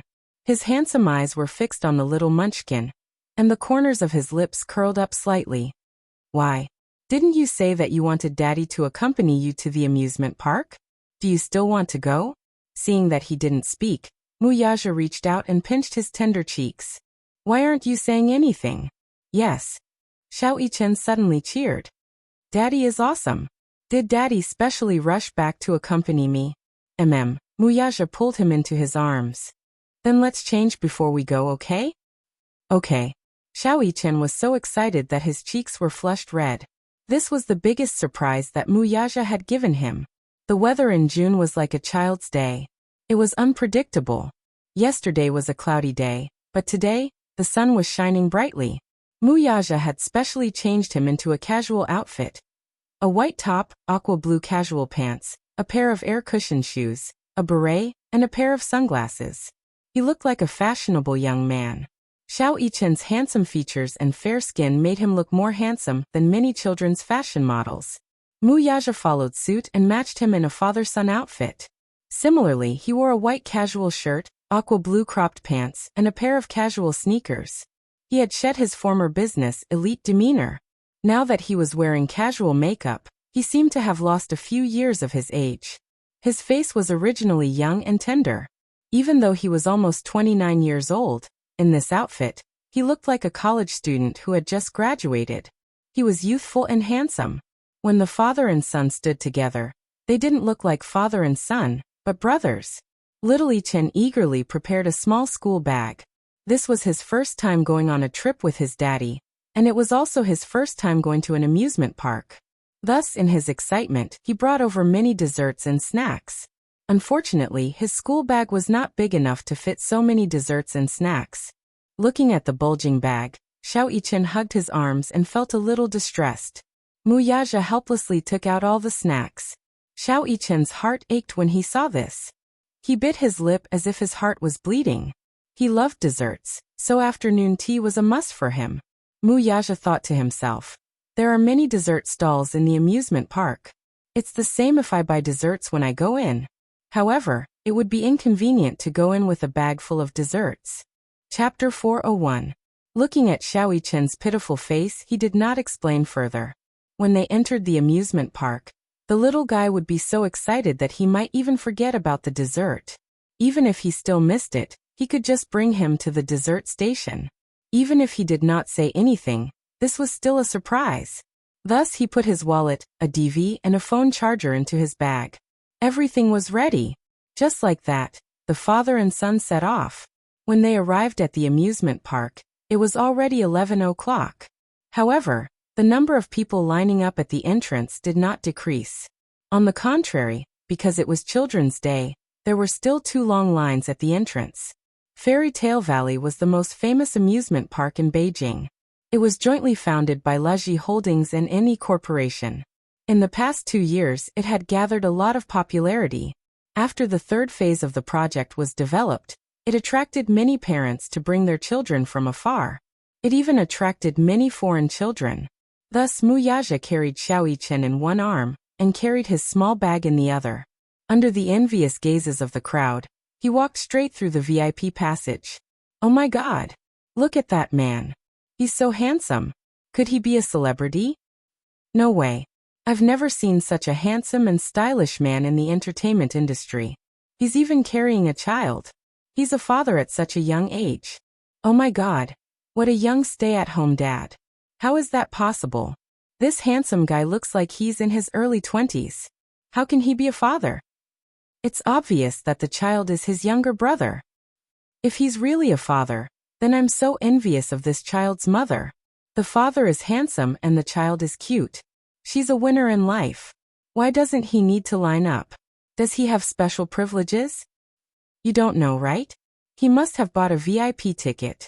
With a VIP ticket, there was no need to line up. However, the VIP ticket was very expensive, so most people would not choose to buy it. After all, a normal ticket was only 300 yuan, and a child ticket was half price. However, a VIP ticket, regardless of whether it was an adult or a child, was 3,000 yuan.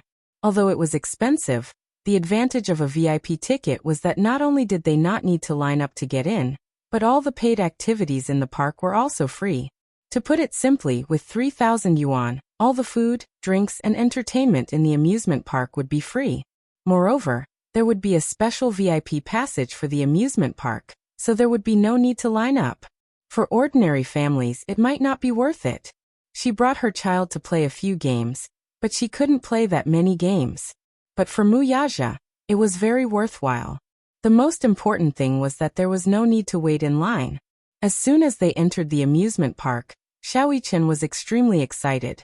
At the entrance to Fairy Tale Valley, there were 3 cute mascots, a fountain, a castle, and a parade.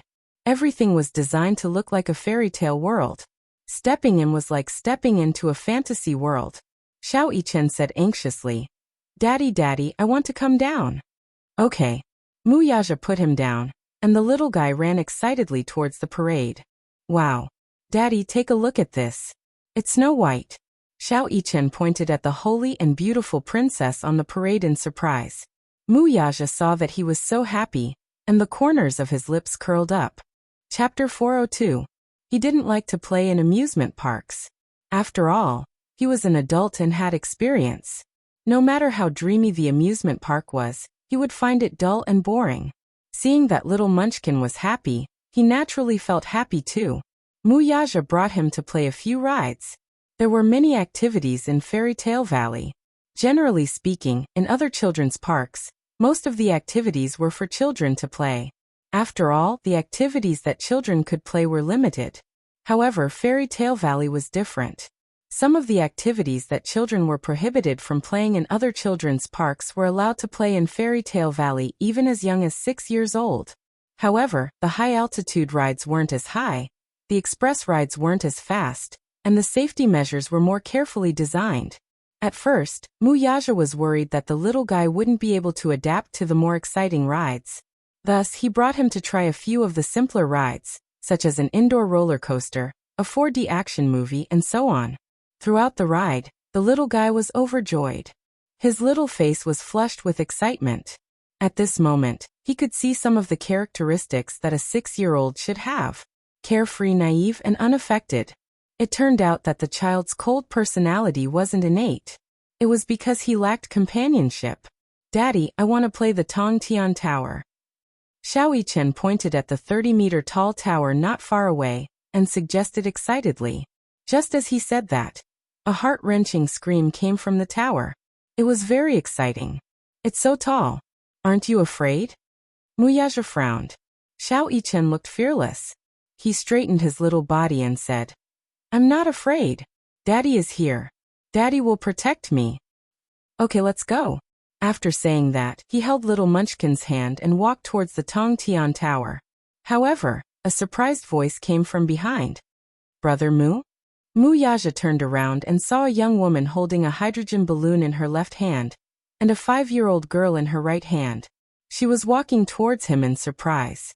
The woman was pretty and slim. She looked to be in her early 20s. She had exquisite makeup on, and was dressed very fashionably. If a discerning person's eyes were sharp enough, they would definitely be able to tell that the bag she was carrying on her shoulder was not cheap. The woman walked up to Muyaja with a gentle smile on her face. "Brother Mu, what a coincidence. Why are you here?" Muyaja was surprised to see her. "Enya?" Xiao Yichen was feeling happy, but when he turned around and saw who it was, the happiness on his face quickly disappeared. How could it be them? The woman's name was Song Enya, and the little girl she was holding was her younger sister, Song Enshi. Muyaja had special feelings for Song Enya, and doted on her in many ways.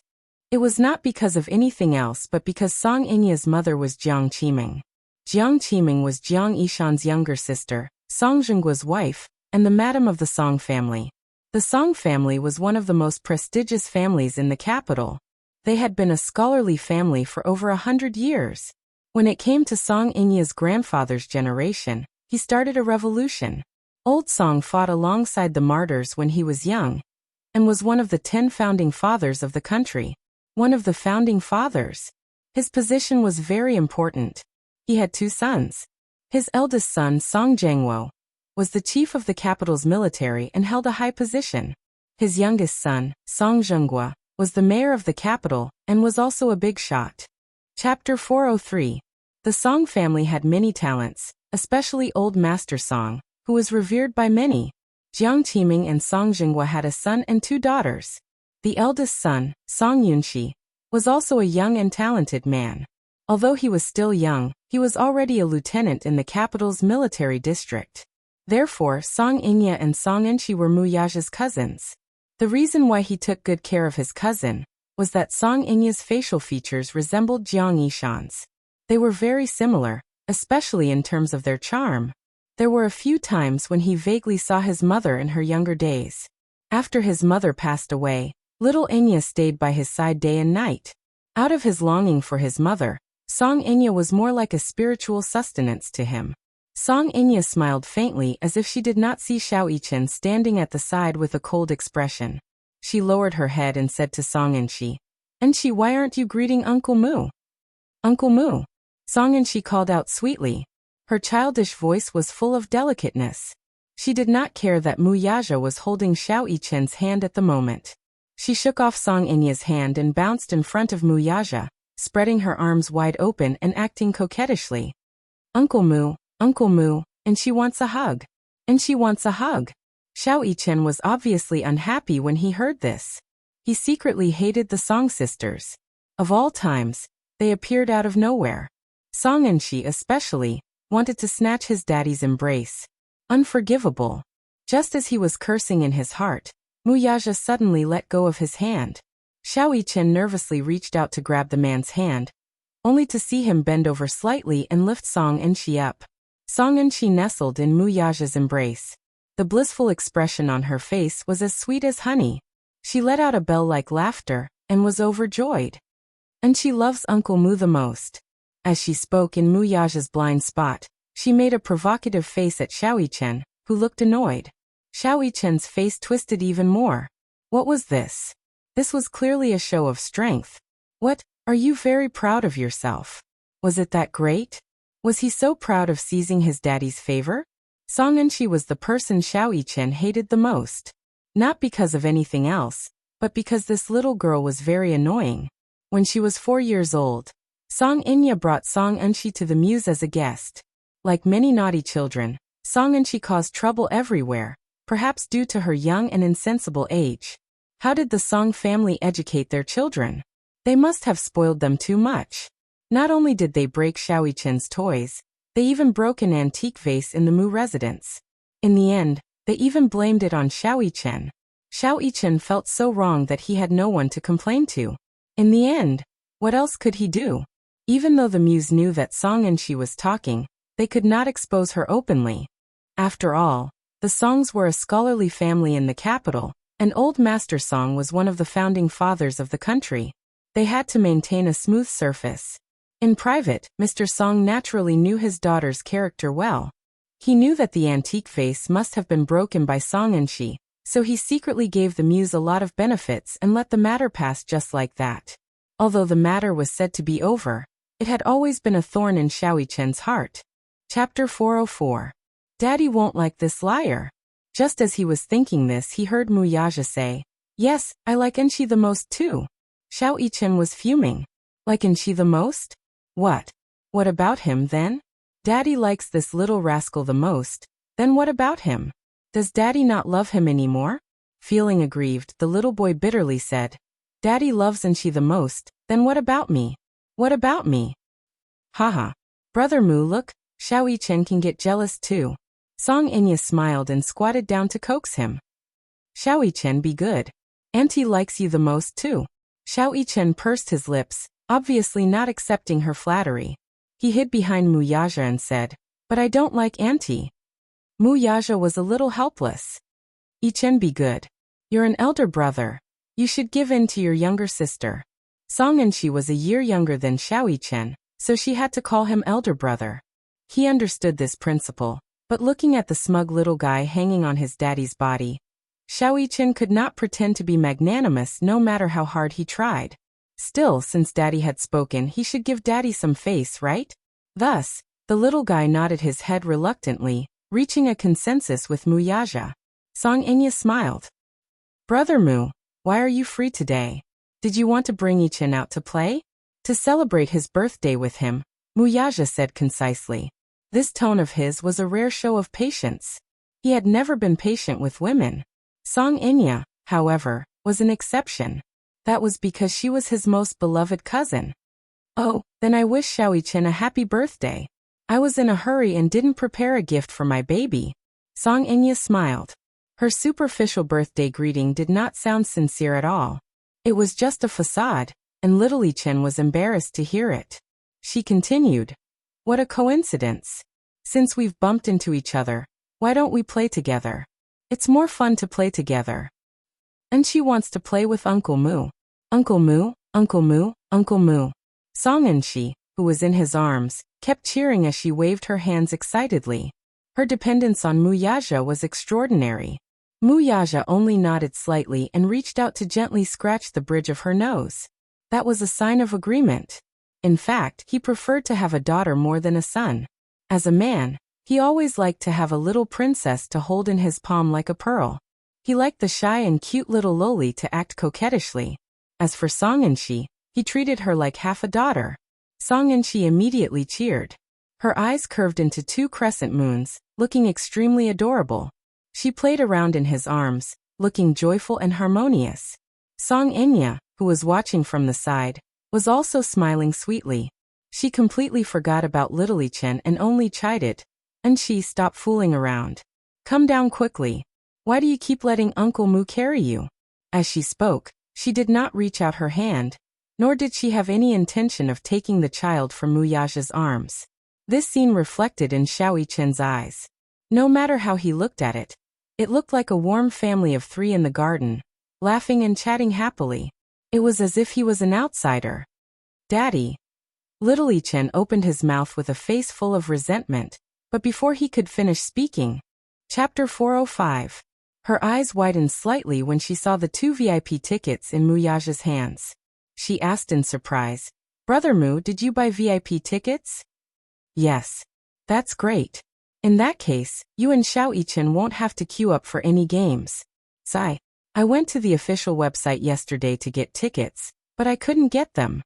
There were only 200 VIP tickets sold every day. It symbolized the supreme VIP experience, so it was not something that could be bought with money. Mu Yaja naturally had his ways of getting VIP tickets. Hence he took out his phone and made a call. Not long after, a representative from Leji Holdings delivered 2 VIP tickets to him. Since he had met them, he would bear the sisters' expenses on his tab.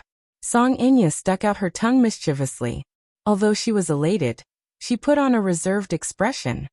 Brother Mu, you've spent so much money. The man smiled. The cost of these 2 VIP tickets was nothing to him.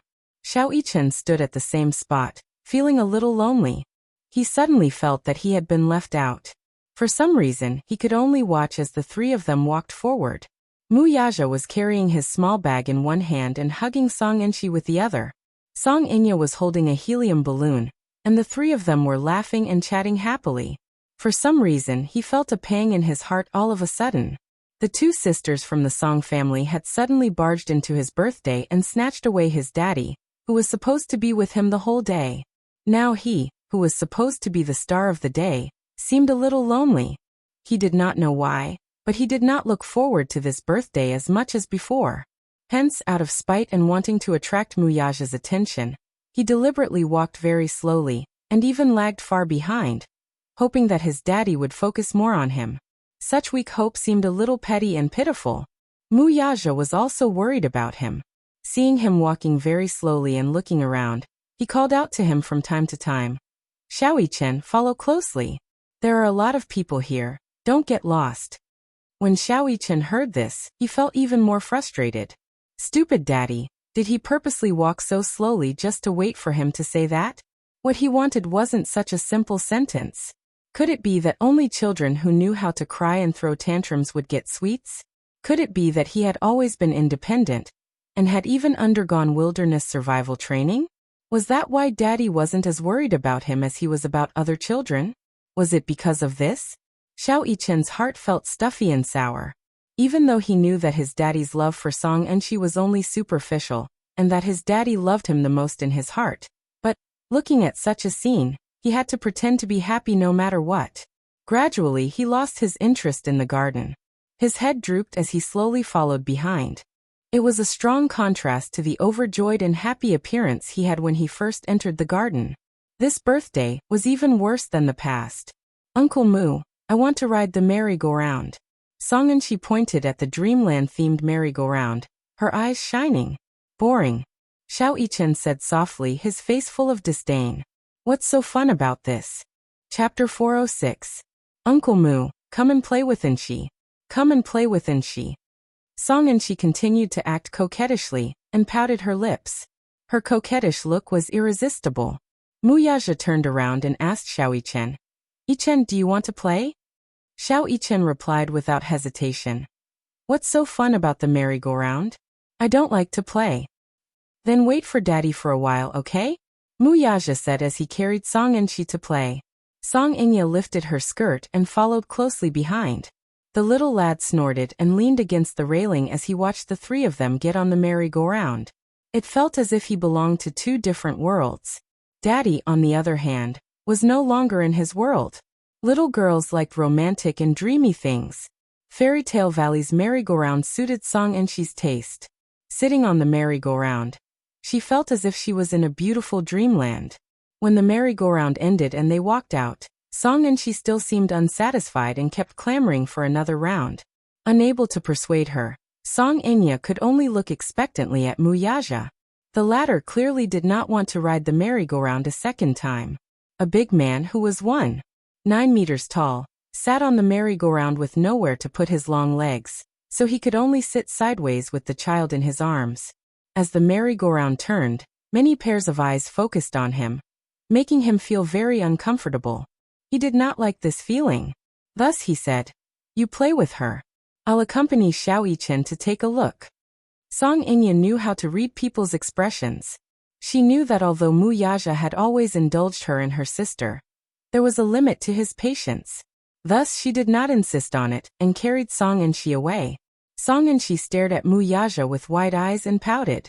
She felt a little wronged and disappointed, but she did not cry or make a fuss. Muyaja walked toward little Chen, only to see the little lad leaning against the railing with a forlorn expression. He seemed to be in low spirits. Knowing that he had neglected him a little, he felt a little unhappy. "What do you want to play? Daddy will play with you." Muyaja hugged him and coaxed him gently. The little guy, however, turned his face to the side. His eyelids were drooping, and he did not look very happy. "There's nothing in particular. Didn't you just say that you want to play the tower?" Muyaja gently replied. "Daddy will sit with you." "I don't want to." Little Chen threw a tantrum and stubbornly turned his back on him. He did not want to bother with him anymore. Muyaja ignored the boy's tantrum, though, and carried him to the Tower of Babel. At first, Chen resisted unhappily and struggled in his arms. However, no matter how much he struggled, he was nothing more than a little kitten throwing a tantrum to Muyaja.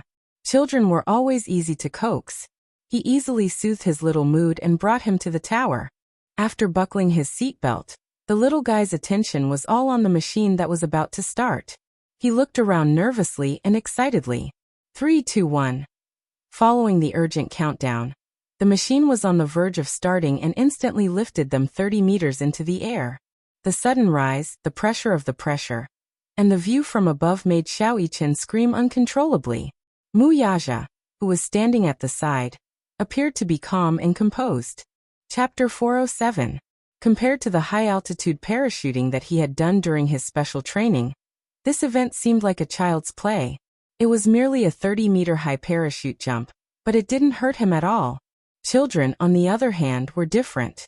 Whether it was their physical or mental state, they were much weaker. Therefore, Chen's screams and laughter could be heard throughout the entire process. When the game ended, Chen was still in a state of shock, but he still wanted to continue. He felt that the Tower of Babel was very exciting and fun. Most children would naturally want to try something fun again, and he was no exception. Thus Muyaja played with him again. When they walked down the Tower of Babel for the second time, Chen held Muyaja's hand and danced around excitedly. He kept explaining the beautiful scenery that he had seen during the process of ascending. In an instant, it was as if all the unhappiness from before had vanished into thin air. Children were just that innocent and cute. They wouldn't remember anything for too long. After that, Muyaja seemed to have realized that he had neglected Chen by always carrying Song and Shi in his arms. Feeling guilty, he continued to carry Chen in his arms and didn't put him down. His energy was astonishing. Chen was much heavier than Song and Shi, but he continued to carry him in his arms and couldn't bear to put him down. Every time Song and Shi opened her arms and asked Muyaja to carry her, Chen would immediately wrap his arms around Muyaja's shoulders. This was a silent declaration of his exclusive rights. Every time this happened, it was Song and Shi's turn to pout and stomp her feet in anger. She was in a bad mood. However, no matter how unhappy she was, no matter how much she cried, Muyaja never hugged her again. At least for today, he had to accompany the little guy. Otherwise, it would be meaningless for him to rush back to celebrate his birthday with him. Chen's happiness was the most important thing right now. Nothing else mattered to him. Song and Shi looked at Chen, who was once again occupying Muyaja's arms. Her expression was so ugly that it was as if she had swallowed a few flies. Every time she finished a game, she wanted to be hugged by Muyaja, but Chen refused to leave Muyaja's arms. There was nothing she could do. Song and Shi's face was contorted in anger. Chen felt his mood lighten up when he saw her deflated expression. Song and Shi saw this and was jealous. Therefore, when everyone was taking a break, she mentioned that she wanted to eat dessert. Muyaja wanted to buy some desserts for Chen, so he asked them to wait in their seats and rushed to the dessert station. Song Inya gave a few more words of advice before following closely behind. Only the two little lads were left on the other side. Chen was bored, so he took out his favorite toy and fiddled with it. Song and Shi also wanted it when she saw it, so she reached out to snatch it. Chen nimbly dodged her little paw and said unhappily, Didn't your mommy teach you manners? How can you casually take other people's things? Song Inchi snorted. Fizzy. Cheapskate, drink some cold water. Do you think I care about your lousy toy? I don't want you to care about it either. You're the cheapskate. Xiao Yichen stuck out his tongue and made a funny face.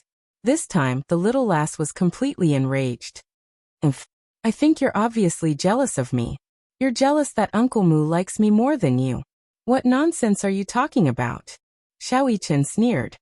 Daddy clearly likes me the most. Who do you think you are? Chapter 408. With her hands on her hips, Song Inchi pointed at him and announced the truth arrogantly. Xiao Yichen was a little angry. He was supposed to be confident, but when he thought of his daddy's doting gaze when he hugged Song Inchi, he felt a stab in his heart. Indeed, he felt a little uncomfortable. Even the little one's tone was not firm enough. You're spouting nonsense. How am I spouting nonsense? Didn't you see it just now? Uncle Mu likes me a lot. Don't you dare deny it. Song Inchi was spoiled rotten at home. So her words were unforgiving and aggressive. Xiao Yichen said angrily. Who do you think you are? You're a member of the Song family, an outsider. How can Daddy like you? I'm the one Daddy likes the most. That's me.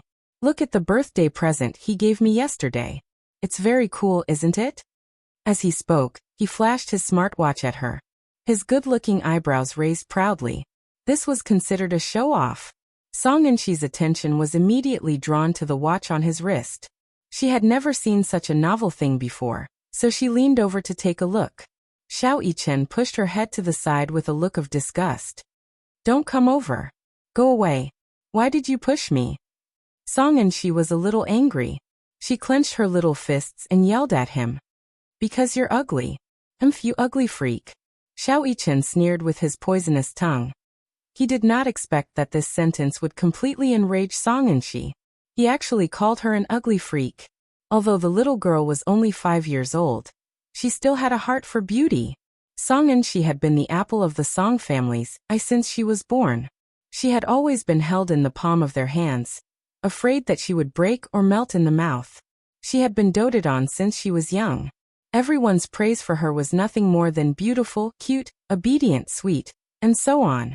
Therefore, she had always thought that she was cute and pretty. However, Xiao Yichen's sudden appearance of an ugly person inevitably angered her. In a fit of anger, Song Inchi pounced on Xiao Yichen and bit his wrist with all her might. It was as if she wanted to bite off a piece of flesh from his arm. Xiao Yichen did not expect her to bite him. In the midst of the pain, his subconscious reaction was to push her away forcefully. But one had to know that he was different from other children. How much strength could other boys his age have? He was a child who had gone through hellish training in the special training camp. Although his strength was not great, he could still easily lift the Barrett M99. Song Inchi was caught off guard by this push. She staggered a few steps back and tripped over her own feet. Then, she fell on her face in a sorry state. Xiao Yichen hurriedly looked at his arm where she had bitten him. There were 2 rows of deep bite marks. There was no blood, but they were very deep. It was obvious that she had bitten him hard. He furrowed his brows in anger. When he raised his head, he saw Song Inchi hugging her head and not moving at all. After a brief moment of silence, Song Inchi sat on the ground and hugged the back of her head. She opened her mouth and let out an earth-shattering wail. It was unknown where the tears came from or if it was really that painful, but Song Inchi broke down. Big drops of tears fell from her eyes like pearls from a broken necklace. Chapter 409. Xiao Yichen was bewildered by the sudden turn of events. He did not do it on purpose, nor did he use much force. It was just a subconscious reaction from the pain. Why was this brat so weak? Some kind-hearted tourists immediately went forward to help her up, but when they touched the back of her head, they were shocked to find their hands stained with blood. Her head is bleeding. Hurry and call an ambulance. Yes, it's a little serious. Xiao Yichen took a step back in shock when he saw this. He did not expect things to turn out this way. He did not use much force, and he did not do it on purpose. He remembered that he had controlled his strength. Coincidentally, Mu Yaja and Song Inya were returning from buying desserts when they heard the girl's childish and hoarse cries from afar. Song Inya's heart skipped a beat, and she immediately rushed over. She saw Song Enshi sitting on the ground, crying her heart out. A few tourists around her tried to comfort her, but to no avail. Enshi. Song Inya was so frightened that her face turned pale. She threw the desserts aside and hurried over to carry her daughter. This hug was terrible. When the child saw her family, it was inevitable for her to be pretentious. Song Enshi cried even harder and louder. She pointed at Xiaoyichen, who was standing motionlessly at the side, and complained. He bullied me.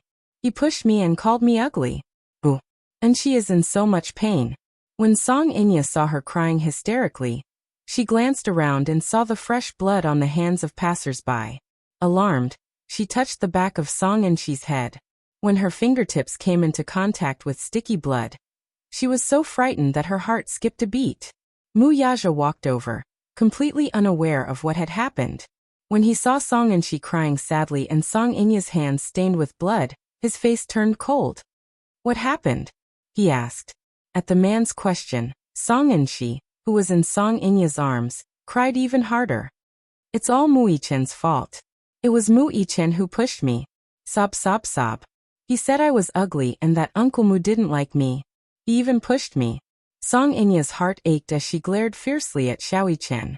However, Xiaoyichen did not cower under her gaze and glared back at her fiercely. Song Inya was infuriated to see him glaring back at her with such self-righteousness. Unfortunately, Xiaoyichen was Mu Yaja's favorite child after all. He wasn't her child, so she had no right to scold him. Therefore, she could only glare at him. All of a sudden, all the accusations were directed at Xiaoyichen. He was stunned and suddenly lost his footing. For a moment, he didn't know what was going on, but he was inexplicably condemned by everyone. It wasn't like that. She wasn't telling the truth. What was going on just now? Xiaoyichen's mind was in a mess for a moment. Subconsciously, he walked to Mu Yaja's side and carefully grabbed the man's broad hand. In response, Mu Yaja held his hand tightly. Xiaoyichen raised his head pitifully, only to see Mu Yaja looking at him with a clear face. "What happened? Yichen, give me an explanation." "Daddy." Xiaoyichen hurriedly opened his mouth and said aggrievedly, "I didn't push her." Chapter 410. It was just a subconscious defensive reaction under the immense pain. Song Inya was livid. Her beautiful face showed a hint of anger. "Yichen, you're too much. I didn't reprimand you for Brother Mu's sake. And she is already in this state. Her head is bleeding. Yet not only are you not apologizing, you're even trying to shirk responsibility. I've always heard that the Muse nurture their children's sense of responsibility. If you have half of your father's sense of responsibility, you won't say such things." As if she could not vent her anger, she walked up to him with Song Enshi in her arms and asked aggressively, "Are you saying that Enshi fell down herself and framed you for it? Our Enshi won't lie. Besides, she's fine. Why would she fall down for no reason? Are you saying that she's lying?" Little Yichen's face flushed red from this aggressive interrogation. His entire smiling face was flushed red. He pursed his lips and clenched his fists, pretending to be calm. "I didn't push her. I didn't push her. I'm a man. I won't lie." Song Inya said. "You call yourself a man, but shouldn't a man be responsible? Since you said that you're not lying, then tell me. How did my Enshi fall down?" "Boo. Sis, he's lying. He's clearly the one who pushed me." In his arms, Song Enshi's cries grew louder and louder. She wailed loudly as tears rolled down her cheeks. Xiaoyichen was so angry that he lost his rationality. "She was the one who bit me first. It's her. She was the one who bullied me first. How can you bully her just because she bit you first?" Song Inya's face darkened. "You're the older brother. Enshi is insensible. Shouldn't you give in to her?" Xiaoyichen was at a loss for words. Why did she question him like this? Was it because Song Enshi was the one who suffered the most in the end, so all the mistakes deserved to be forgiven? He was only acting in self-defense. Even if he lost control of his strength in the end and hurt her, should he be condemned by everyone? Moreover, he clearly remembered that he hadn't used much strength earlier. He really hadn't used much strength. If he were to use force, he would know his limits. With the strength he had exerted just now, Song Enshi would at most be pushed to the side. She wouldn't fall so hard. But if he said that she fell down by herself, Would anyone believe him? Would Daddy believe him? Xiao Yichen looked at Mu Yaja worriedly, only to see his cold gaze land on Song Enchi's face. Seeing that the situation was a mess, he suddenly said, "Have you said enough?" As soon as he spoke, the scene immediately quieted down. Perhaps men were born to be kings. As long as he opened his mouth and ordered everyone to be quiet, everyone would have to be quiet. Because of his words, the situation was stabilized a little. There's no point in arguing about this now. The most important thing now is to send the child to the hospital and take an X-ray to see if there are any major problems. Zai, what should we do? And she has never suffered like this. Xiao Yichen was so angry that he didn't say anything. What was this little bit of suffering? He had suffered all kinds of hardships in the special training camp. Such a small injury would at most require 2 stitches. Mu Yaja squatted down and held Xiao Yichen's shoulders as he said in a deep voice, "Yichen, apologize to your sister first, okay?" Chapter 411. No, Xiao Yichen insisted. Mu Yaja's face instantly turned cold. "You won't even listen to Daddy anymore?" "Daddy's words are wrong. I won't listen." Xiao Yichen felt aggrieved, but on the surface, he still looked very determined. How could he admit defeat in front of the sisters? "I won't apologize for something I didn't do." "Then tell Daddy, did you push your sister?" Mu Yaja asked seriously. Xiao Yichen was speechless for a moment before he forced out 2 words. "I pushed." Then he nervously explained. "That's because she bit me first and I didn't use." "Since you pushed her, shouldn't you apologize when she fell?" Mu Yaja guided him patiently. He did not care what other children did wrong. He only cared about his own child's sense of responsibility. Even if he did not push her hard, he still pushed her. Xiao Yichen was partly responsible for her fall, so he wanted Xiao Yichen to lower his head and apologize. "You should reflect on your mistake." Xiao Yichen had always taken Mu Yaja's words as an order. He wanted to quickly resolve this matter, so even if he was unwilling, he still obediently lowered his head in Song Enchi's direction. "I'm sorry, Enchi. It's my fault. I shouldn't have pushed you." However, his apology did not make Song Enchi stop crying. Still, the only thing he could do was apologize. Now that he had done this, whether or not he was forgiven was no longer his concern. "Uncle Mu, give me a hug." Song Enchi ignored Xiao Yichen's apology and only opened her arms to him with teary eyes. This time, her request for a hug was not something Mu Yaja could refuse.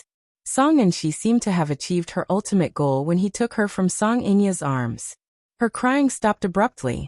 Xiao Yichen felt a little sullen, but more than that, he was filled with anger. When he looked up, he met Song Enchi's eyes, which secretly flashed with a hint of success. He clenched his fists so tightly that they cracked. The person in charge of Leji Holdings rushed over. On this day, Li Hanlin happened to be inspecting a new project in Fairy Tale Valley. When he heard that a child was in trouble, he immediately contacted the medical staff and rushed over. When he saw the people in front of him, the corners of his eyes twitched slightly. "Headmaster Li?" Mu Yaja narrowed his eyes, clearly recognizing him at a glance. "Ah, what a coincidence," Li Hanlin said awkwardly. "Hello, Chairman Mu."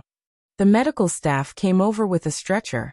They wanted to take Song Enchi from Mu Yaja's arms, but little Enchi refused to let go. She insisted that Mu Yaja carry her, so they had no choice but to compromise. "Uncle Mu, will you accompany me?" "Okay, be good. Uncle Mu will accompany you." "Okay. With Uncle Mu by my side, I'm not afraid of anything." Song Enchi sobbed, looking very pitiful. Xiao Yichen stood alone on the spot until he saw Mu Yaja carrying Song Enchi into the ambulance.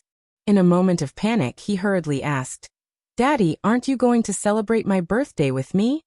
Let's get in the car together. We'll accompany Enchi to the hospital first." "But today is my birthday," Xiao Yichen argued with a forced smile. Mu Yaja's eyes turned cold, and his voice deepened. "I'll accompany you to play next time. Let's forget about today." Forget it? How could he forget it? Xiao Yichen stubbornly refused to budge and stammered, "I don't want to." Chapter 412. "What?"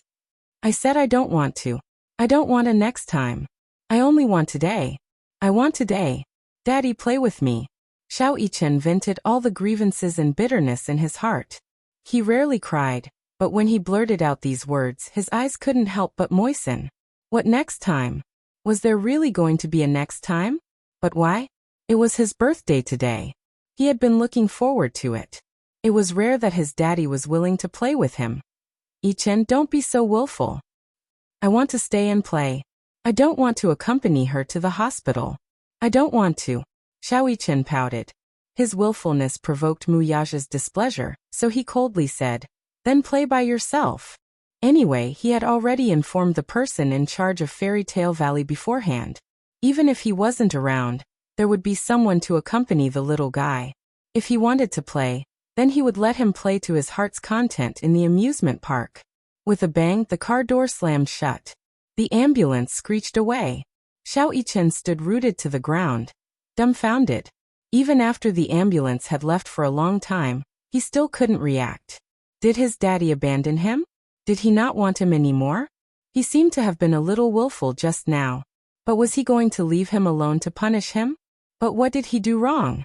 Why did he have to punish him like this? It was obvious that Song and she had played some tricks to snatch his daddy away from him.